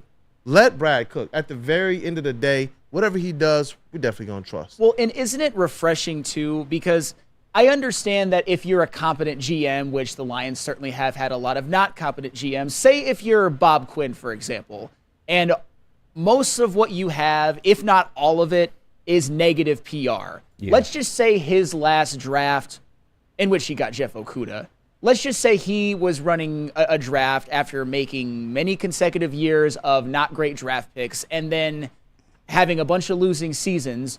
Would he, and I know the draft might not be in Detroit if that were the case, but would somebody like Bob Quinn actually keep that in the back of his head? Like, oh, I can't make the Lions fans hate me even more if the one draft in Detroit, they don't have a first-round pick. I'm not saying Bob Quinn would definitely keep that in mind, or a Martin Mayhew, for example, or a Matt Millen, but with 100% certainty that Brad Holmes is going to do what he wants to do. And he has pretty much a 100% approval rating in the city, so even if the fans are a little bit disappointed, because it would be slightly disappointing from a fan's perspective, if Brad Holmes decides that's what he wants to do, have at it. I want wins. I want Super Bowls. I don't need like the draft jubilation. Yeah. It's really intriguing seeing this team work the way that they're working, because we're seeing not just real football out on the field, but what that product represents is what they're doing in the front office, what they've been doing with ownership, with really bringing in a very, very good football-minded room in that front office that also has a business savvy to understand how to put all of the different pieces together. It's comforting to the point that, honestly, Detroit, enjoy the draft. Enjoy it. And I know our chat family, I see it already. A lot of people say it does not matter what Brad chooses to do if he chooses to trade out of this thing. Enjoy this. Our city is in the spotlight. That's one thing that I want to hope is definitely pressed more and more as we get closer to this draft. Our city, our town, our suburbs, our businesses, our personalities, our reputations. These are the things right now that are going to be in the spotlight. Yeah. Probably that Detroit sign, too, now they got lights on it as well. But it's important for us to remember that. Be kind to people, be hospitable to people, but also carry a little bit of that Detroit versus everybody with you as well, just have some fun. It's us in the spotlight. We don't get many opportunities like this. And it was cool to see when March Madness and the Sweet 16 and the Elite 8 rolled around to hear the Midwest Regional, to hear how other fans said, you know what? I haven't been to Detroit in 10, 15 years. I haven't been to Detroit in 20, 25 years. I haven't been to Detroit in 5 years. Yeah. But people are out here saying, but the city looks beautiful. We enjoyed our time. We enjoyed our drive-in. We enjoyed the restaurants we went to. We enjoyed the entertainment that we got. And you know what I loved? When they said that they enjoyed the people of Detroit as well. Big fact. That's what we should be focused on, because I'm telling y'all, Brad got this draft locked down already. That's big facts. You already know I got to stay on brand. Get rid of that third-round pick. I trust Brad Holmes in them later rounds. Go up and get your guy, whoever that guy is. I'm going to trust it, whether it be a corner, edge, hell, offensive line. I don't care. He's traded up in damn near every draft he's been in. This seems to be his track record. Go up and get your guy. That's what I would do. And let's see what happens, man. Let's see what happens. You know what? Applause for me, man. Salute you for the Would You Rather segment. Appreciate it. It was dope, man. That was definitely dope. I know when we get back, we got to talk about a certain player, man, that you're going to profile. And it's a position that since the offseason started, I was just like, you know what? I wonder what they can do to kind of help at that position group. We talked about what the defensive line could do and what the cornerbacks could do to strengthen it, but this player you're going to profile is pretty interesting to me. But who we got to hear from first? Is it Swiss or Feiger? Feiger. Feiger Law, yes. Hey. After an accident, people need to hire a lawyer more than any other time. So make Feiger Law your first call. 1-800-A-WINNER. Their team of trial lawyers will get you the money you deserve. Feiger Law, all we do is win. Stop searching for a vehicle and start finding one. Les Stanford Chevrolet Cadillac makes it easy. We harness the power of multiple dealerships and own the biggest selection of GM brands in the area to get you the car you need. With the Les Stanford Group, you'll have access to 4 different dealerships, providing you with more makes, more models, and more choices. We're connected to more than 1,000 vehicles. And with so many high-quality CPO vehicles available, you'll find new car quality at pre-owned prices. You can start and end your search at lesstanford.com today.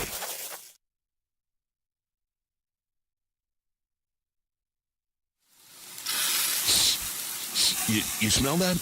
That's Brad Holmes cooking. And the off-season smells good. Woodward Sports. Blake. Yeah, man. What's good, man? How you doing? What you got for me today? Let's have a look, man. I see the one I want right there. That's the one I'm looking for.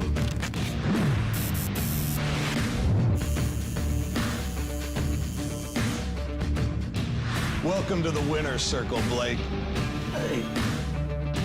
Feiger Law. All we do is win. All we do is win. Feldman Chevrolet, Detroit's #1 Chevy dealer. Since 1996, Feldman Automotive has been driven to provide a fast, convenient, and first-class car buying experience called the Feldman Advantage. With 18 locations, there's a Feldman dealership in your backyard. Visit feldmanauto.com to find the location nearest you. Catch Woodward Sports Network live from Feldman Chevrolet of Novi every other Monday. Welcome back. What up, though, people? It's your Wake Up Woodward crew. Hopefully we get Broder in here, man. This is going to be kind of cool. I'm interested to get his perspective of Allen Park and the feel around there from also the other media. In solidarity, we show our Broder chair. There we go, man. But, hey, great segment again with Would You Rather, KG. And I definitely want to make sure we shout out Mr. JBSMOOOOOV in the TD booth as well, our elite booth. And Flannel, take it away, man. You have a prospect that you want to be able to profile in this segment.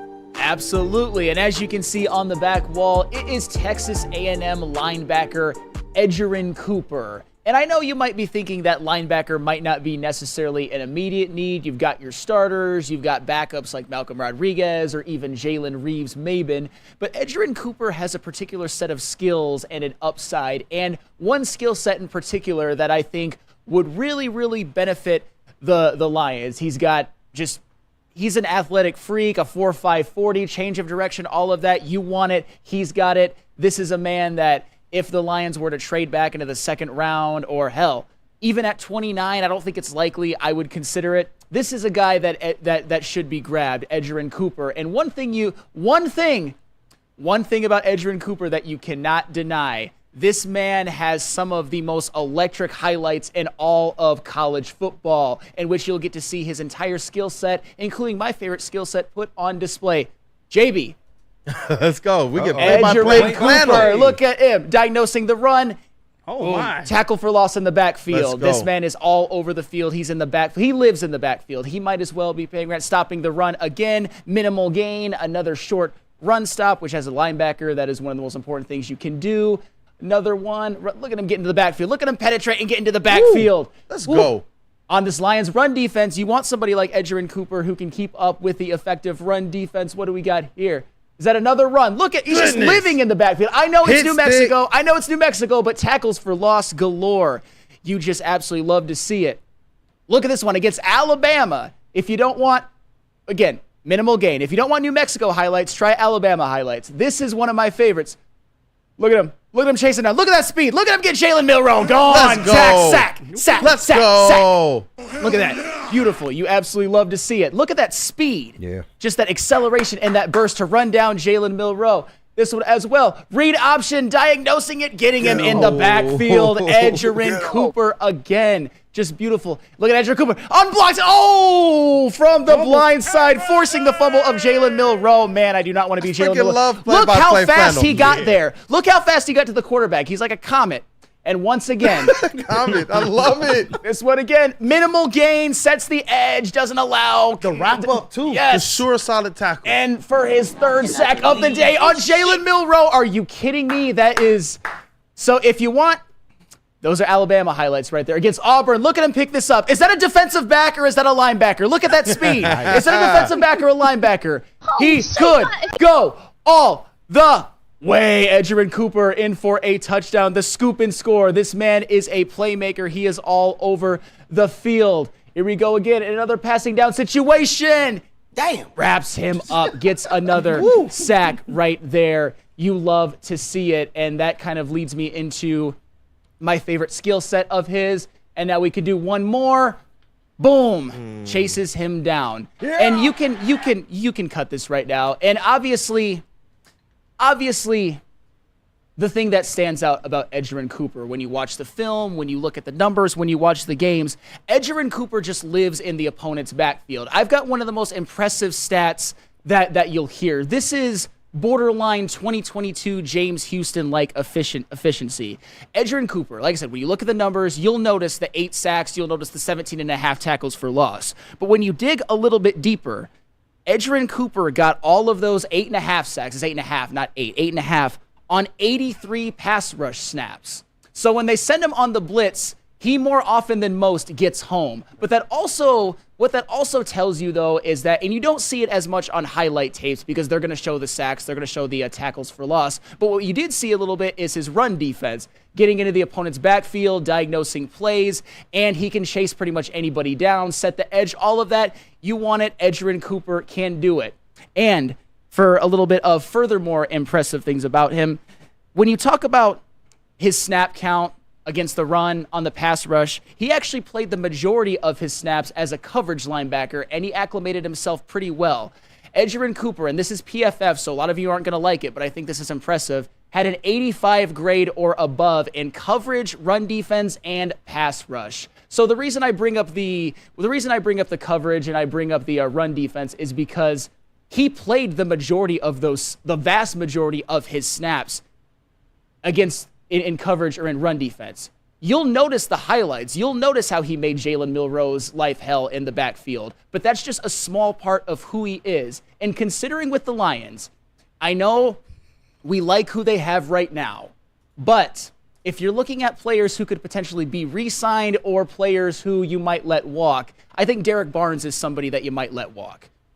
Because Derek Barnes, he's a very good player. I appreciate what he did. I really appreciate that interception he had against Tampa Bay in the playoffs. But Edgerrin Cooper has an enormously higher upside than a guy like a Derek Barnes. And as I said before, his acumen, his ability in the pass rush, that is something that the Lions certainly have upgraded and are getting better at. But you can never have too much. And that speed and that ability to blitz, that, to me, is what intrigues me the most about Edgerrin Cooper. He's not just a middle linebacker. He's not just a tackling machine type. He's more complete than you think, and he is an absolute terror in the opponent's backfield. So if the Lions trade back, or even if they take him at 29, Edgerrin Cooper, even though he's a linebacker, even though he's somebody you might not immediately think, he is somebody that the Lions could consider. And, oh, by the way, did you see those highlights? Did you see those highlights against, I don't know, Alabama? Did you see him look like he was faster than Jalen Milroe? I did. It's pretty damn impressive. It was. And, you know, I'm so glad you talked about this because I've spoken about the linebacker room. And I'm going to ask you a question first. But I'm sitting here right now trying to figure out which flannel I like better. Flannel energy flannel, long drink flannel, play-by-play flannel. Bro. Great job with the segment. Thank you. But with the Detroit Lions, I got almost to the point where I was like, you know what? We're going to just kind of be resigned to the fact that they're going to beef up the defensive line and the cornerback room to be able to try and help out their linebackers too. But I remember I asked you this, I don't know if it was 2 weeks ago, 3 weeks ago, you know, where's the help at for the Detroit Lions if they want to go linebacker? And this was a player that you brought up. So I'm glad that you broke this thing down this morning. And just looking at his skill set and the versatility, he feels like he'd be a person or a player that Brad Holmes would absolutely be in love with. Yeah. He kind of fits that mold and that tenor of player that we've seen him go after. With Edgerrin Cooper, if the Lions were to target him, what do you believe is their best strategy of being able to select him in the draft? Is he a get him at 29, pick? Or is he a guy that you believe, you know what, he's going to probably fall to this spot in the second round. You could probably trade back and get him at this spot.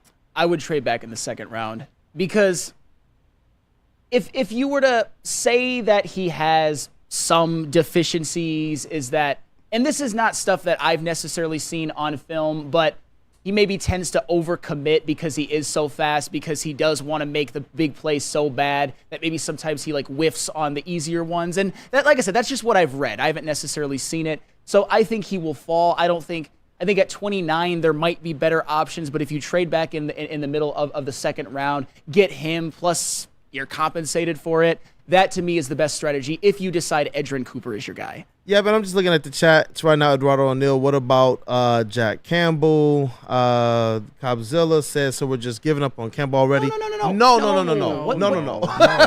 Dude, guys, did you not listen when I said that Derek Barnes is the guy that I'm looking at, is maybe not a long-term person on the Detroit Lions? Obviously, I'm not giving up on Jack Campbell. Not at all. Obviously. Not at all. I like the way he kind of rounded into form as the year went on, and in the playoffs, I actually liked how Jack Campbell looked, and it gave me a lot more optimism about who he's going to be in the future. And for whatever reason, I do believe that the Lions and their coaching staff, they've been able to get more out of the people in their linebacking room than what any of us really thought initially.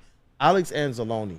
I remember the Jack Campbell pick. There were a lot of kind of angry fans across the Detroit spectrum, and even Derek Barnes, a player who's been kind of polarizing. But to see them kind of, in this year that they just had, be able to get a little bit more out of those guys. When you're talking about adding a versatile kind of, as people are calling them now, thanks to you, the Cooper Comet, to this linebacker room, I think it just gives them another element, another dimension of what they can be as a group or as a unit. Well, yeah, and as we've all said, Jack Campbell, he was the one out of the top 48 that maybe didn't have as great of a rookie year as the others, or out of the top 45. However, as I've always said, as a run defender, he was always good, and he did improve, and he did finish the season with 95 tackles. I think somebody like Derek Barnes, and this isn't a knock at all. He was a fourth-round pick. He wasn't like this great prospect like Jack Campbell was. Yeah. Maybe he's at his ceiling.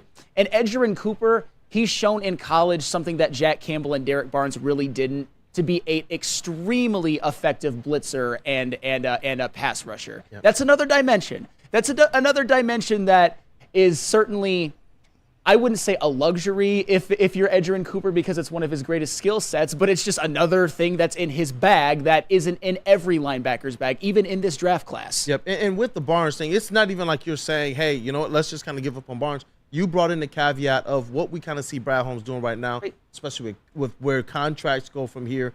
And if you can get a player like Cooper, that's going to be a lot more team-friendly as it relates to what you're doing moving forward to re-sign some of those other players that we already know we're going to have to give some big contracts. Yeah, like Amon-Ra St. Brown, contract year. Aleem McNeil, contract year. Ife Melifomu, contract year. And then you look at Jared Goff, you want to get that extension done. Penei Sewell, you want to get that extension done. So there's with Derek Barnes, it's just a case of you can't keep everybody. Right. When you draft as well as Brad Holmes has done, you're going to have to give some very lucrative extensions. I mean, look at the contracts that Sewell and Hutch and Amon-Ra are going to get. You can't keep everybody. And Derek Barnes, if you can kind of keep the line moving, get Edgerrin Cooper on a rookie contract, I would not hate it at all. Yeah. I would love if they made that pick. What's good, JB?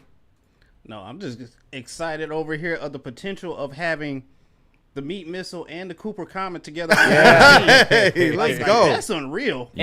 But as you guys said, yes, I believe that, honestly, if you're looking forward to the future, then yeah, maybe this is a guy you want to consider. As you said, Derek Barnes might not be around, the upcoming seasons. And all these contract extensions you guys are handing out, there's a lot of money that's going to be gone that you don't have to, fill out for the rest of the roster. So it's like, hey, you kind of got to take it where you can. But, hey, from the highlight video, definitely a Brad Holmes guy. So yeah. And people got to realize it took Derek Barnes 3 years to make that one play, and I understand it's one of the greatest plays. He get on his flannel. It's one of the greatest plays in Detroit Lions in sports history, but Derek Barnes was never really that guy, man. He struggled a lot of the time he was here. I think you just go ahead, go get your linebacker, man. We need some help. He's one-dimensional. No offense to him. He's a great person. I wish him the best, but Derek Barnes is not the long-term answer at linebacker. So I just made one play, but it was a big play. Well, it was part of that statement in that one. Yeah, play. no. Name any other Derek Barnes plays. Do we got a top 5 list for Derek Barnes plays? Noted. I'm just saying. We got a top 1. We got one. Well, and before we move on, I want to read this super chat from Dante151. Thank you so much for that. As always, you are the man. If we're giving out chat MVPs, Dante151 is definitely in consideration because this is an interesting one.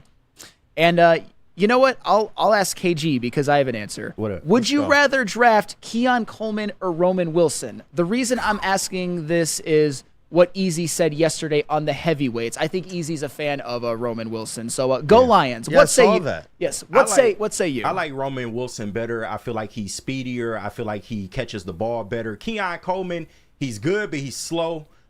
His size, I'm a little bit worried about how he'll adjust at the NFL level. And for what we need, I feel like Roman Wilson is a better fit in that wide receiver 3, that slot position. I would love to see the Lions maybe draft Roman Wilson later on, maybe like 3rd round or something like that. In the traditional NFL, it does appear that, which we are not in right now, especially with the Ben Johnson offense, Keon Coleman would be considered the better fit. That, big body, red zone type receiver who's like not as fast, but he's got like a high catch radius and, just like a true X. Yeah. But Roman Wilson, I just love him so much more as a prospect than Keon Coleman, that in this Ben Johnson offense, especially given what Jared Goff's strengths are, and the fact that Amon-Ra and Roman Wilson are certainly not exclusively slot receivers. They've both shown that they can play at the outside, including Amon-Ra St. Brown in an all-pro season. Give me Roman Wilson. And I think we already have our Keon Coleman in DPJ. It's not the exact same, but it's similar. So, and I'm seeing some people in the chats as well. Chase Amley, Keon Coleman over Roman Wilson. I saw a couple other people that were for the Keon Coleman pick. Either David Tourette says, though, neither Roman nor Coleman will work in the NFL. Damn. Wow. Wow. Whoa. Damn. Hey! Is that him? Hey, man. Hey, Mr. Matt Broder. Got the whole starting 5. Let's go. The camera's only waist high. I think it's appropriate for Mr. Big Mike. Do you want to break really quick and then come back and ask Matt Broder a couple quick questions, get him involved in the conversation? Yeah, and I appreciate you guys for staying tapped in. Going ahead and smash that like button as well. We got Mr. Matthew Broder. He's back from Allen Park. I cannot wait to hear what he has to say. And I'm telling you guys, you want to stay tapped in all day, especially these next 7 days as we lead up to the NFL draft. And I know KG can tell you a little bit more about that as well. All shows, my bad. I was paying attention to something else. But y'all already know what it is. Woodward Sports got y'all Detroit sports coverage all day long, man. Woo Crew in the morning, 8 to 10. Right after that, you got Red Wings legend Darren McCarty and Neil Rule on Big D Energy every day, 11 to 1. Then you got Michigan great Braylon Edwards, Ryan Armani, and Maz with Armani, Edwards, and Maz every day, 2 to 4.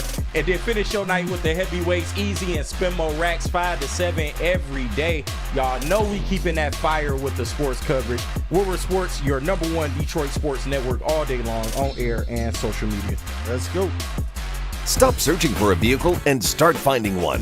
Les Stanford Chevrolet Cadillac makes it easy. We harness the power of multiple dealerships and own the biggest selection of GM brands in the area to get you the car you need. With the Les Stanford Group, you'll have access to 4 different dealerships, providing you with more makes, more models, and more choices. We're connected to more than 1,000 vehicles, and with so many high-quality CPO vehicles available, you'll find new car quality at pre-owned prices. You can start and end your search at lesstanford.com today.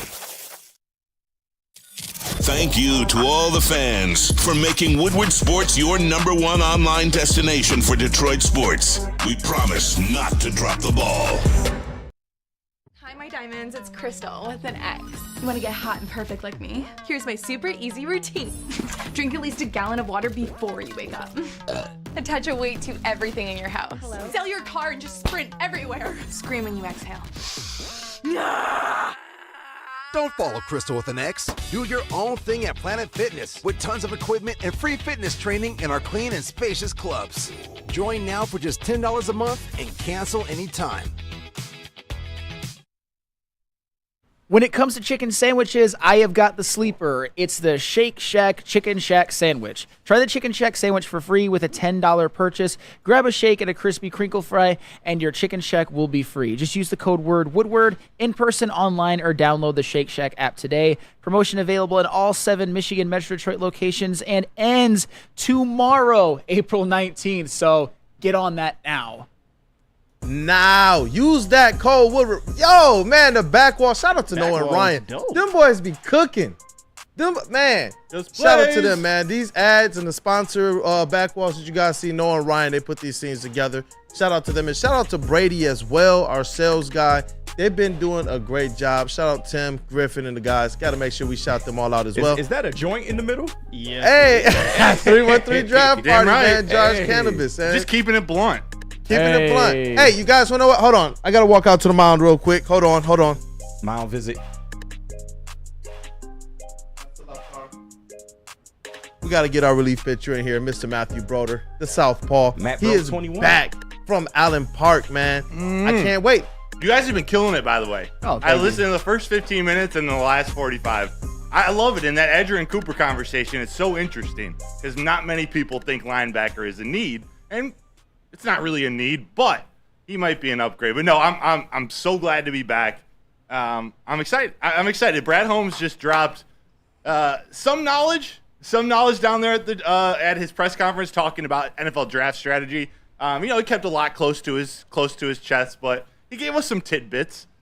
Hey, look, don't blow the whole load today. Just give us a tip today. Hey, yo. Save the whole thing for tomorrow when you reveal that big mod. Yes. See? My number one takeaway, and Flannel, you might like this, the way he describes what he's looking for in their players, as many of you know, he was basically saying Mikey Sanderstill is going to be their first pick. Oh really? Wow. Without saying so many words. I bet. You know what I'm saying?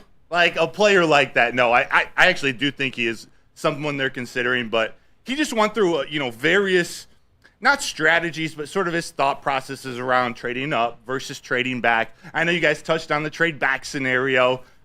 He, unfortunately, has to do what's best for the organization. He said he totally understands how some people are going to be upset, wait around all night to 29, and then maybe he trades that pick. But if he gets an offer he can't refuse, he's got to do what's best for the organization. So he doesn't give a crap about that. That's right. No, nor should he. Which is good. Oh, yeah. We want, do we like making the NFC Championship game? Obviously we do. So all this draft day like hoopla doesn't, it's nice, but it's not the draft isn't the Lions Super Bowl anymore. And for a long time, it most certainly was. I like what you said about, again, Mikey Sanderstill, he's not my first choice, but is there anybody more of a Brad Holmes or Dan Campbell guy than Sanderstill? No, you can't find one. No, you can't find one. It was basically, they're not drafting for position. They're still not going into this say, hey, we need a press man corner, or we need a 6'3" wide receiver, or we need this type of offensive lineman. They're going for the best football player that they believe.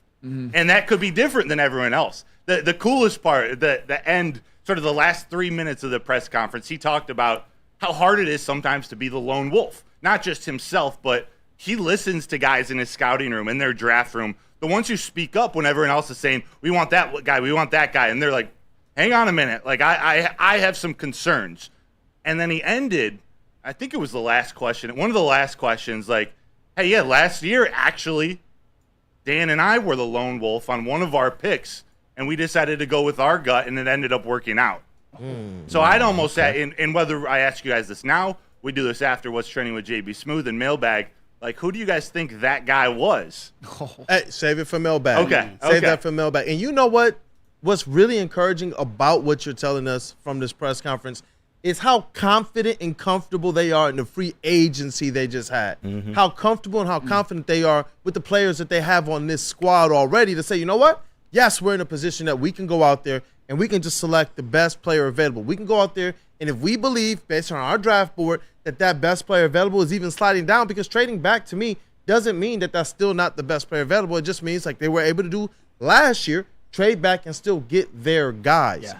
The confidence that they have in what they're doing and the fact that them calling their shots has continued to work out to this point, I'm really excited to hear that. I mean, it's what we knew Brad Holmes was going to say, but just hearing him say it, hearing him kind of put that emphasis on it, as a fan of the Detroit Lions, man, it's like, what are we looking at right now? What is going on? Like, what world have we entered? Yeah. We always talk about when things are kind of half messed up, or in reverse order, we call it bizarro world. But for the Detroit Lions, everything's going right. It's literally a bizarro world to see this happening and to know that these guys, they don't really acquiesce to what the media is saying or doing or try to fit the flow of the fans. They're like, listen, you guys will like what we serve.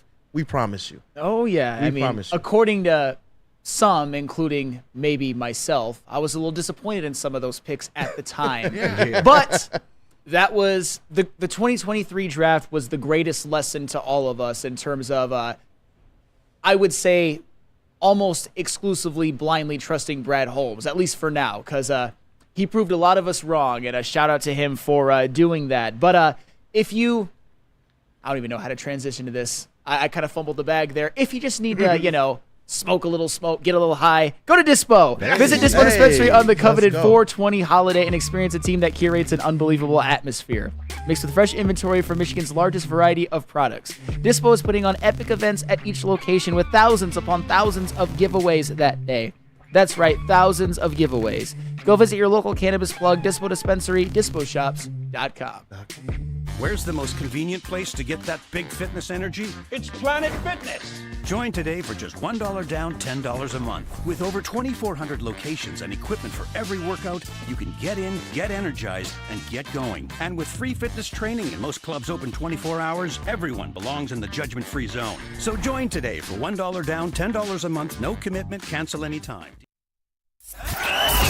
We are the network for Detroit by Detroiters. Welcome to the Woodward Sports Network.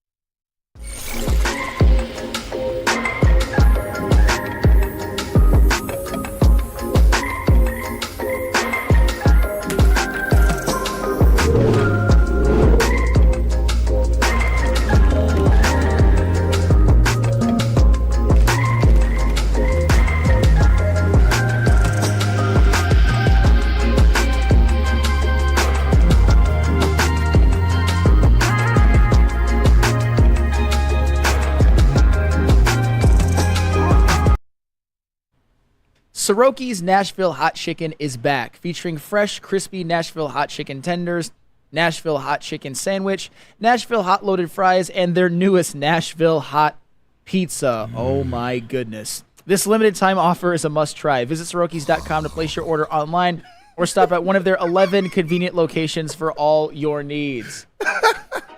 Hey, well, I love the Woo Crew. We got the whole 5 in the building right now. Matt Broder has returned from Allen Park, where Brad Holmes was speaking to the media today. And if you guys missed some of the tidbits, just the tip today, we're going to reveal a little bit more tomorrow on what went down at Allen Park. You guys definitely check out that last segment. Man, I got a question, man. Yeah.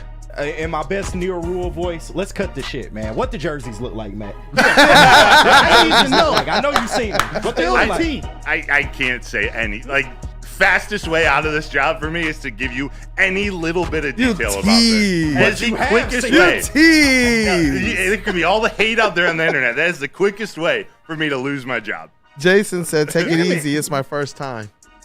I will. I love our chat family, dog. Hey, yo. Hey, smash that like button, man. And thank you, chat family. We're zooming beyond 100, man. We appreciate you guys greatly for being here and supporting the crew. Glad to have Broder back with us, man. It's going to be a good rest of the show. But first, we got to get to something. You already know what it is. It's time for the most electrifying segment in sports entertainment. If you smell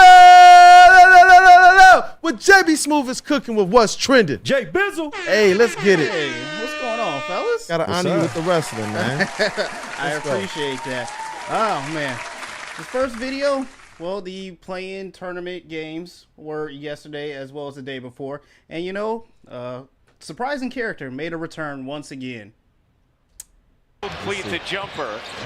Shout out to my guy. Caruso just collided at center And he court. still don't pick up his teammate. Caruso shaking up. Drummond is horrible. Not even looking.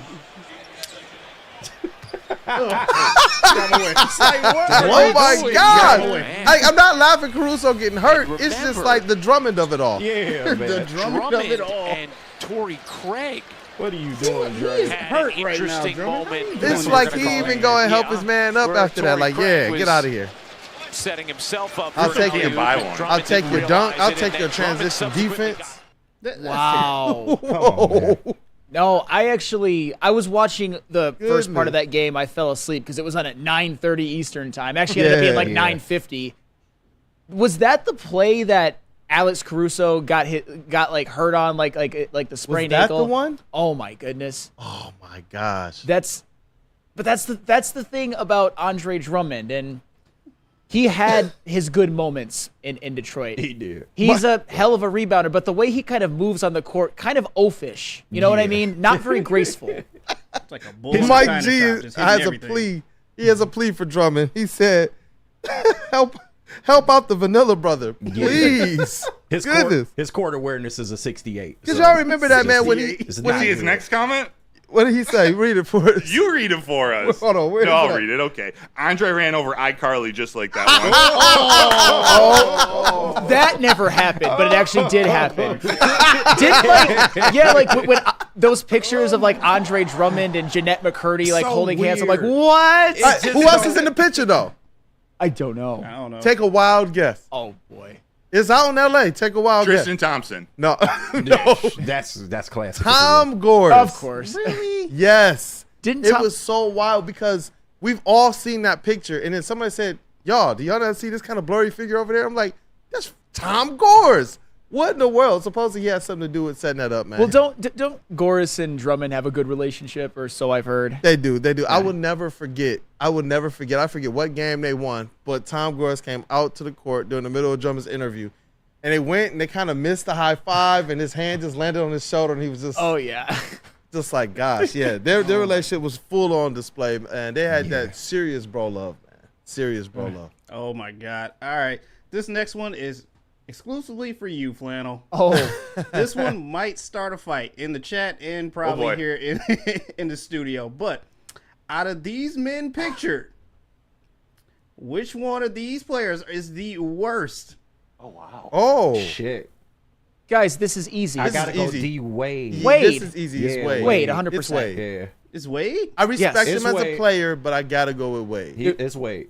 I was about to say, like, and this is no disrespect to Dwayne Wade. We're talking about top 10. Well, Kareem, Shaq, Duncan, KD, LeBron, Magic, Kobe, Jordan, Wade, and then Curry. It's got to be Wade. like these are all, I would say, except for Wade and KD right now, top maybe 11 to 12 players in NBA history. Wade to me is like top 25. Yeah. There's nothing. Dwayne Wade's phenomenal, but when you're putting him in the same room as like Kobe and Magic and Shaq and LeBron, and Kareem, he's not in that room, and that's okay, by the way. Okay, I thought the chat was getting overrun with LeBron. I just realized it's just Steve DeYoung. It's Steve DeYoung said LeBron like 6 times in the chat. Come on, man. If you take Wade out of this, who's next? For you? KD. KD. KD. And then who would be third? Now I'll stop there. Yeah. Because it's tough after that. Yeah. This one is tough. Yeah. After he retires, is LeBron James in this conversation as a Laker? Like he's got a Lakers uniform on there. He only basically won one ring. what It would jersey have is to he be in the a Hall Heat. of Fame? It would have to be Heat because he won the most championships with the Heat. Yeah. But the championship that he won with Cleveland was worth way more than that is true. That is that true. was their first championship as a city in 52 years. He'll go in as a Cav. Yeah. He'll go in as a Man. as I see Cleveland. the chat saying Steph if you have to go and take a third player. What? So Steph? I know that hurts your heart, It man. I know does, that hurts man. your heart. JB Smooth. Yeah, Steph is my guy, and it just sucks that dynasty is now over with. But Yeah. it is what it is. So maybe that wasn't too much of a terrible debate right there going on. All right, so I got a question for you guys. What How up, though? far would you go to get the perfect smile? I don't smile anyway. So. KG is recused from this conversation. Excluding KG, how far would you guys go? to get the perfect smile. Goodness. I want to see how far we can go. I feel like you got something for us, bro. Well, we're about to go pretty far. They are getting their gums tattooed, everybody. What? Hell no. Yes. Oh, Jesus. Why? What? This is some new trend right now to get the perfect smile. These fucking What? kids, man. Where are the parents? This is the dumbest thing I've ever seen in my entire life. Where are the parents? What? Oh. It can't be. Is this real? It can't be. This is real. Can a tattoo? It can't like settle into your gum skin. Like there's too much moisture. Hey, I don't know anything behind this. Bro, but, they find a way to do everything, though. But Because that is a tattoo needle. so literally, they're tattooing the gums black. Yep. So that they show up in pictures or whatever. Nice. Yep. What? That's Dumbest thing I've ever seen in my entire life. Number one. Yeah, I'm good on What? So we're passing on getting the gums tattooed. Yeah. They spent their money on that when they could have went and like rented a whole NBA stadium and just played ball with their friends instead. Like, what in the world are we doing? Exactly. Yeah, I wouldn't do that. No. Hard pass, people.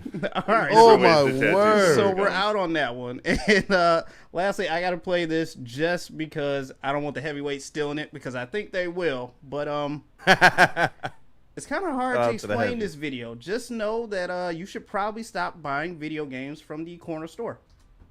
Diddy's new video game just dropped, man. Diddy and dropped by G Unit Games. You know, 50 Cent just sent me this.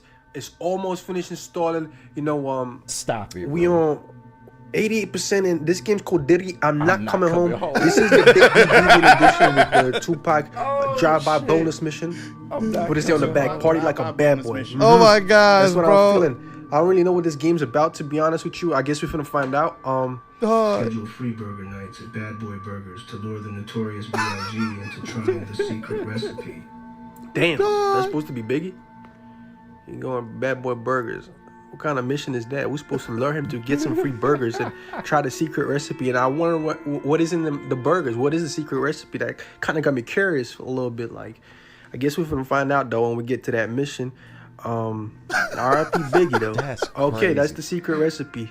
Host weekly pool parties at your apartment to scout the best potential prospects. Bro, prospects. He talking about hoes? But I only see dudes in the background, though. Like, come on, where the hoes? Nigga, you is the hose. Hell no. Daddy tip.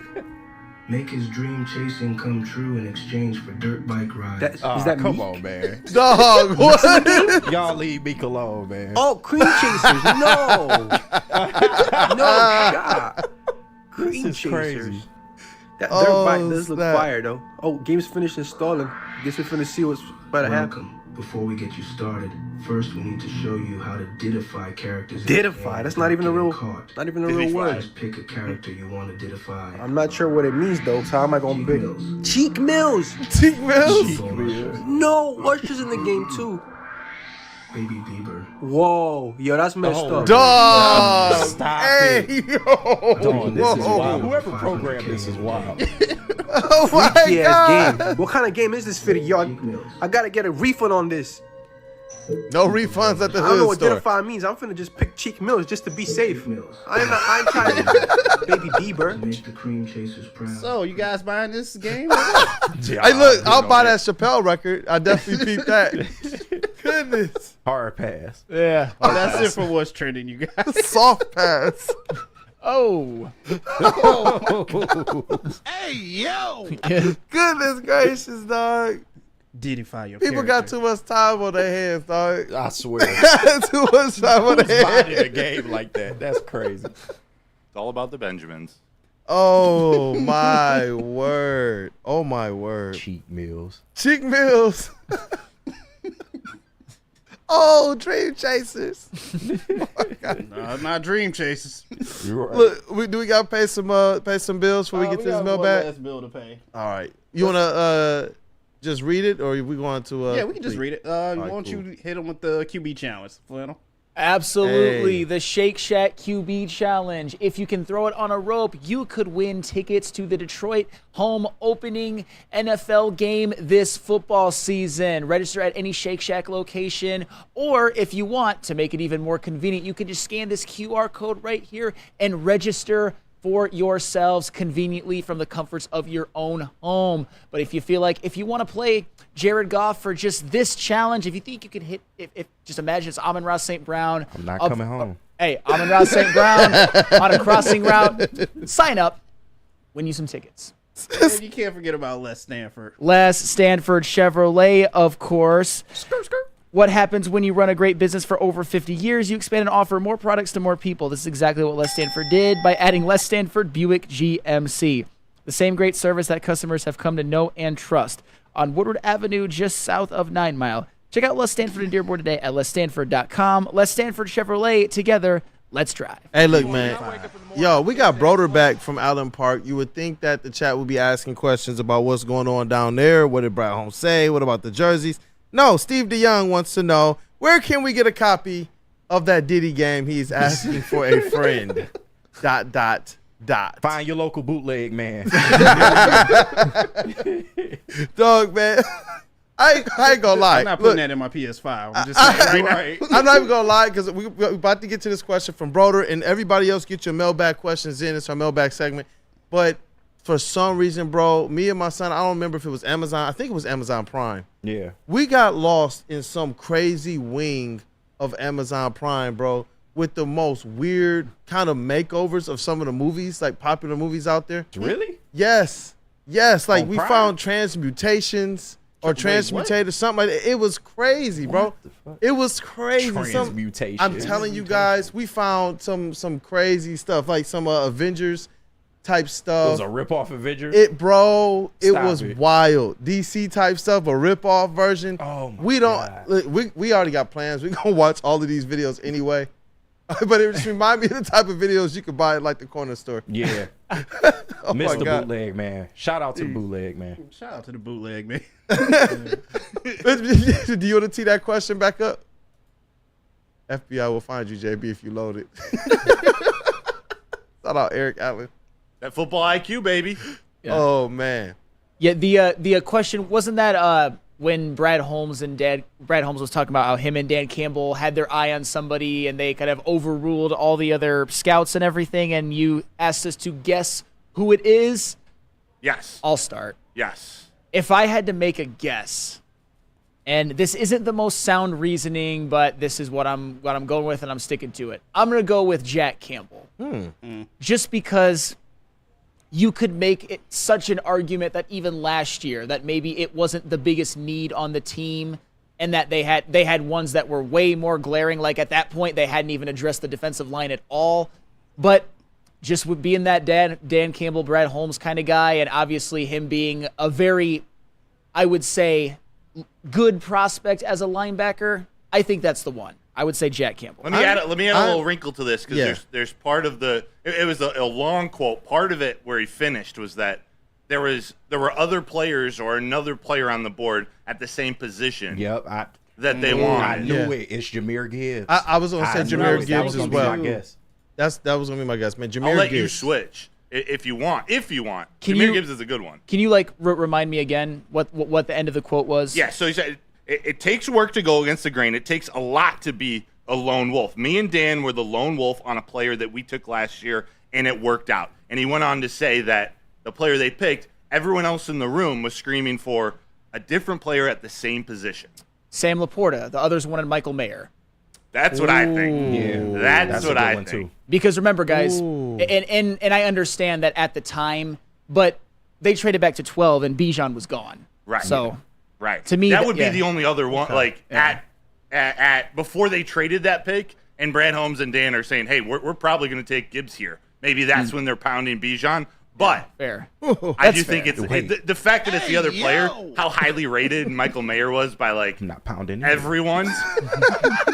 The more people that think Michael Mayer is that guy means, of course, Dan Campbell and Brad Holmes are probably going the opposite direction. Fast forwards in the building.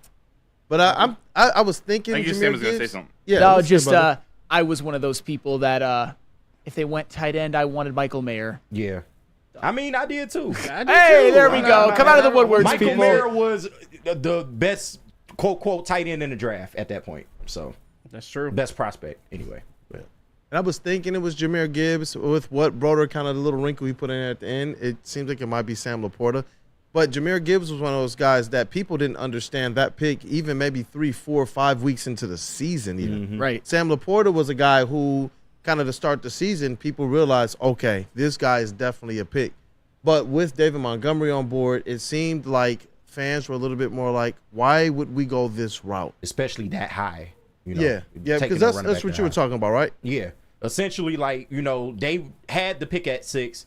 You could have easily took Bijan right there. And I think that might have been what a lot of the debate was about. Like, hey, Bijan, we don't know about Jahmyr Gibbs. There's kind of a stigma on Alabama running backs. They don't always work out. And we have the best prospect in the draft in Bijan up here. They decide to trade back. They take Gibbs, and the rest is history. But I think that possibly could have been the other one. I don't see which other player it could have been besides him or Laporta. So yeah, definitely.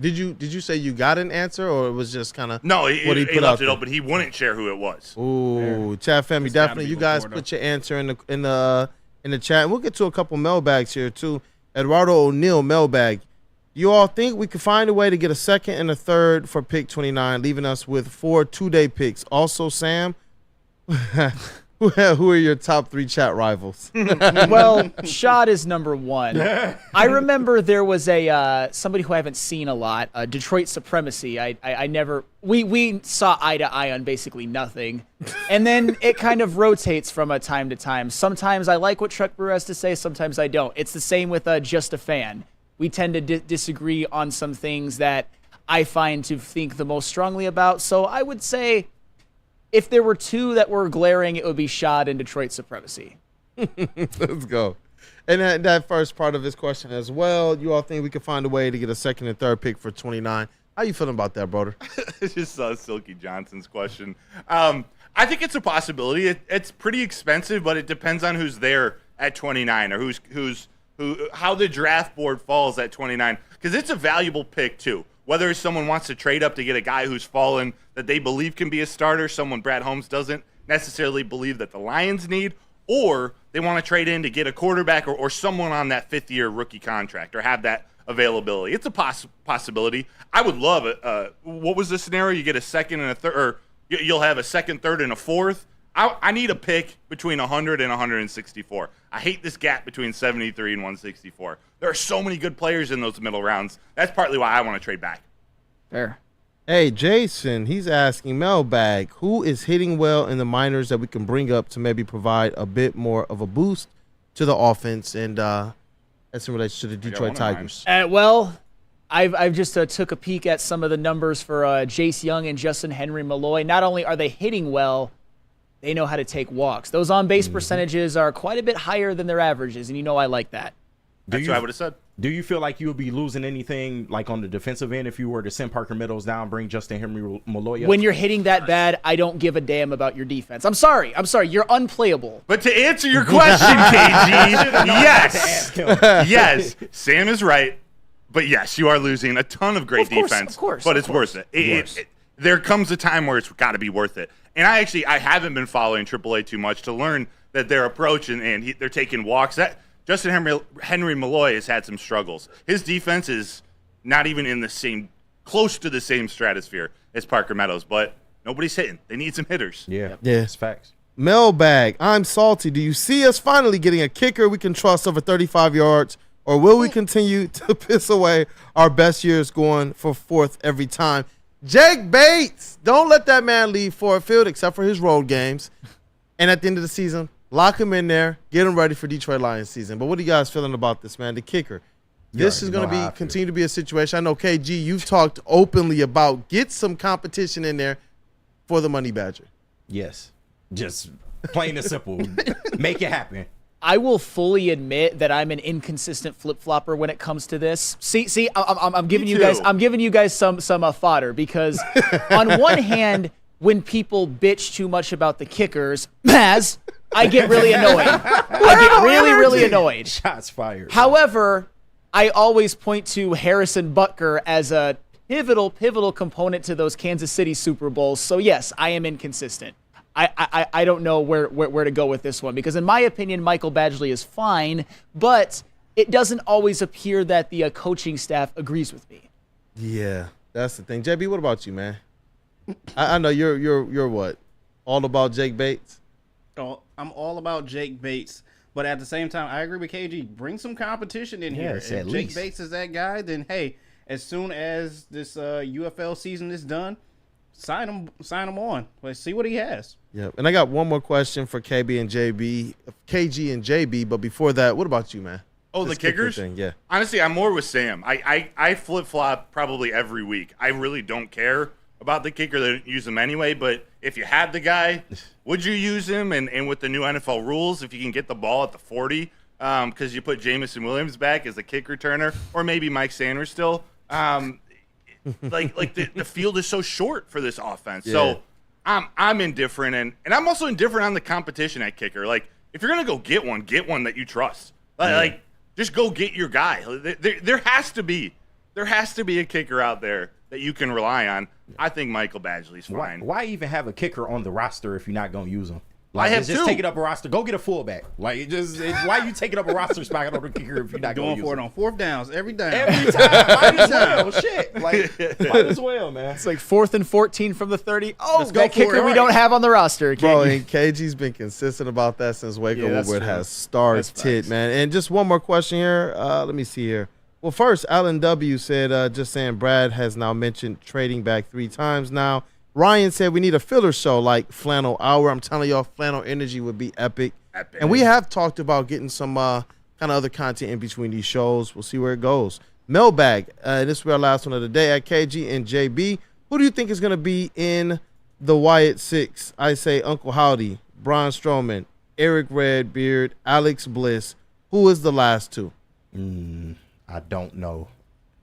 I do not know, because he named pretty much everybody I would name. Braun Strowman, looks like he's going to come back. Eric Rowan appears that he signed with WWE, stopped doing all his international dates. I don't know who the last 2 would be, honestly. If I could take a guess, and I don't know her contract status as of right now, but remember Nikki Cross? I do remember Nikki Cross. And what was the group I wasn't a fan, but what was the group that they were in? What, Nikki Cross? Yeah, back in like NXT days. It's eluding me right now. Yeah, but I think either Nikki Cross and like one of the guys back from their group that they used to have. I think that would probably work. So no offense, you want to add 2 women to the faction? No, so one woman. Well, it'll be 2 women and then another guy. I don't know. It could work. It could work. No, who knows? It could work. So, say what? 2 women, Kool-Aid. Okay. 2 women is the answer. Okay. Understood. All 4 guys earmuffs. To the rest of everybody up here. So it's 2 chicks at the same time, man. At the same. JB Smooth in the City booth, man. Hey, look. Any last words before we break this thing down? Anybody? You guys are good? I'm good. Let's get out of here. Yo, it's been a great show. Thank you, as always, chat family, for the support today. It's been epic. It's been awesome. You guys helped us zoom well beyond the target and likes. If you haven't smashed that like button yet, definitely do so before you leave the stream. And if you have hit that like button, we appreciate you guys, as always. Share the stream, post the stream, all of that stuff. What's good, JB? Sanity. That's what it was. Sanity, yeah. Yes. Let's go, they man. Got jacking on them, yeah. I love the passion that this crew has for the things that we love, man. Shout out unmatched. Let's rock, man. Hey, well, let's break this thing down. For our elite booth, man, we got the Twitterless wonder at nobody. He smiles at nobody. It is Detroit's #1 draft pick, Mr. KG in the sound booth. Y'all know what it is. Great show today. Can't wait for these jerseys. They better be good. They better be good. Woo. Wait, will you smile if they are? No. Let's rock. Woodward Sports MVP, we got Mr. JB Smooth in the TD booth. Hey, great job. What KG said, these jerseys better be fire. Otherwise, we're putting them on that Detroit sign. I'm going to flame them on there. I promise I'm going to come here and flame them tomorrow if they not good. I promise. Let's go. Let's go. Hey, I don't know who just said it. They said great show, even Sam. Oh, hey, that's just a fan. But hey, listen, Mr. Matthew Broder, like Superman, Big day. From Allen Park, right back into the studio, man. It's great to see you, man. As always, the starting five is incomplete with any of us, so it's good to see you, brother. It was a blast. Go check out Chef Talks Lions. Hey, yeah. His podcast, episode 58, Penny Sewell. Did an amazing job last night, too, man. Appreciate that. Chef's the man. Great job all the way around. It's awesome to be having these types of interactions with the chat family. I know next week we got to get boots on the ground with Fahrenheit 313, Devin the Dog, the pop-up shop. We'll definitely do that. The vet of the squad. I'm talking about flannel energy, long drink flannel, play-by-play flannel. I'm sure that there's going to be even more personalities that pop up as well, man. Flannel was always did a great job, man. I appreciate that. I forgot what Vince Vaughn movie that was where he mistook Helen. It's like Helen Keller, the girl with all the personalities. Obviously, that's not who Helen Keller was, but that's what it reminded me of because I've got many as well. Shout out Vince Vaughn. Let's go, man. Y'all be Chef crushing. Talk. He's issuing a challenge to KG. What did he it's say? not gonna happen, Chef. I'll go on the show, but you ain't getting a smile, so. Let's go. Shout out Chef, man. Shout out to Chef's Talk. And it's your boy Brandon Dan, aka Detroit Kool-Aid, your credentialed Detroit Pistons beat writer and reporter, and happy member of this Wake Up Woodward 5. Grateful for you guys. Grateful to you, chat family. Again, smash that like button on the way out. Hope you guys have a blessed day. Get ready for those jerseys to be revealed by the Detroit Lions, like I told y'all earlier, man. But until then, make sure you tap into Big D Energy, Armani Edwards for Mass, and Heavyweights. Be blessed, y'all.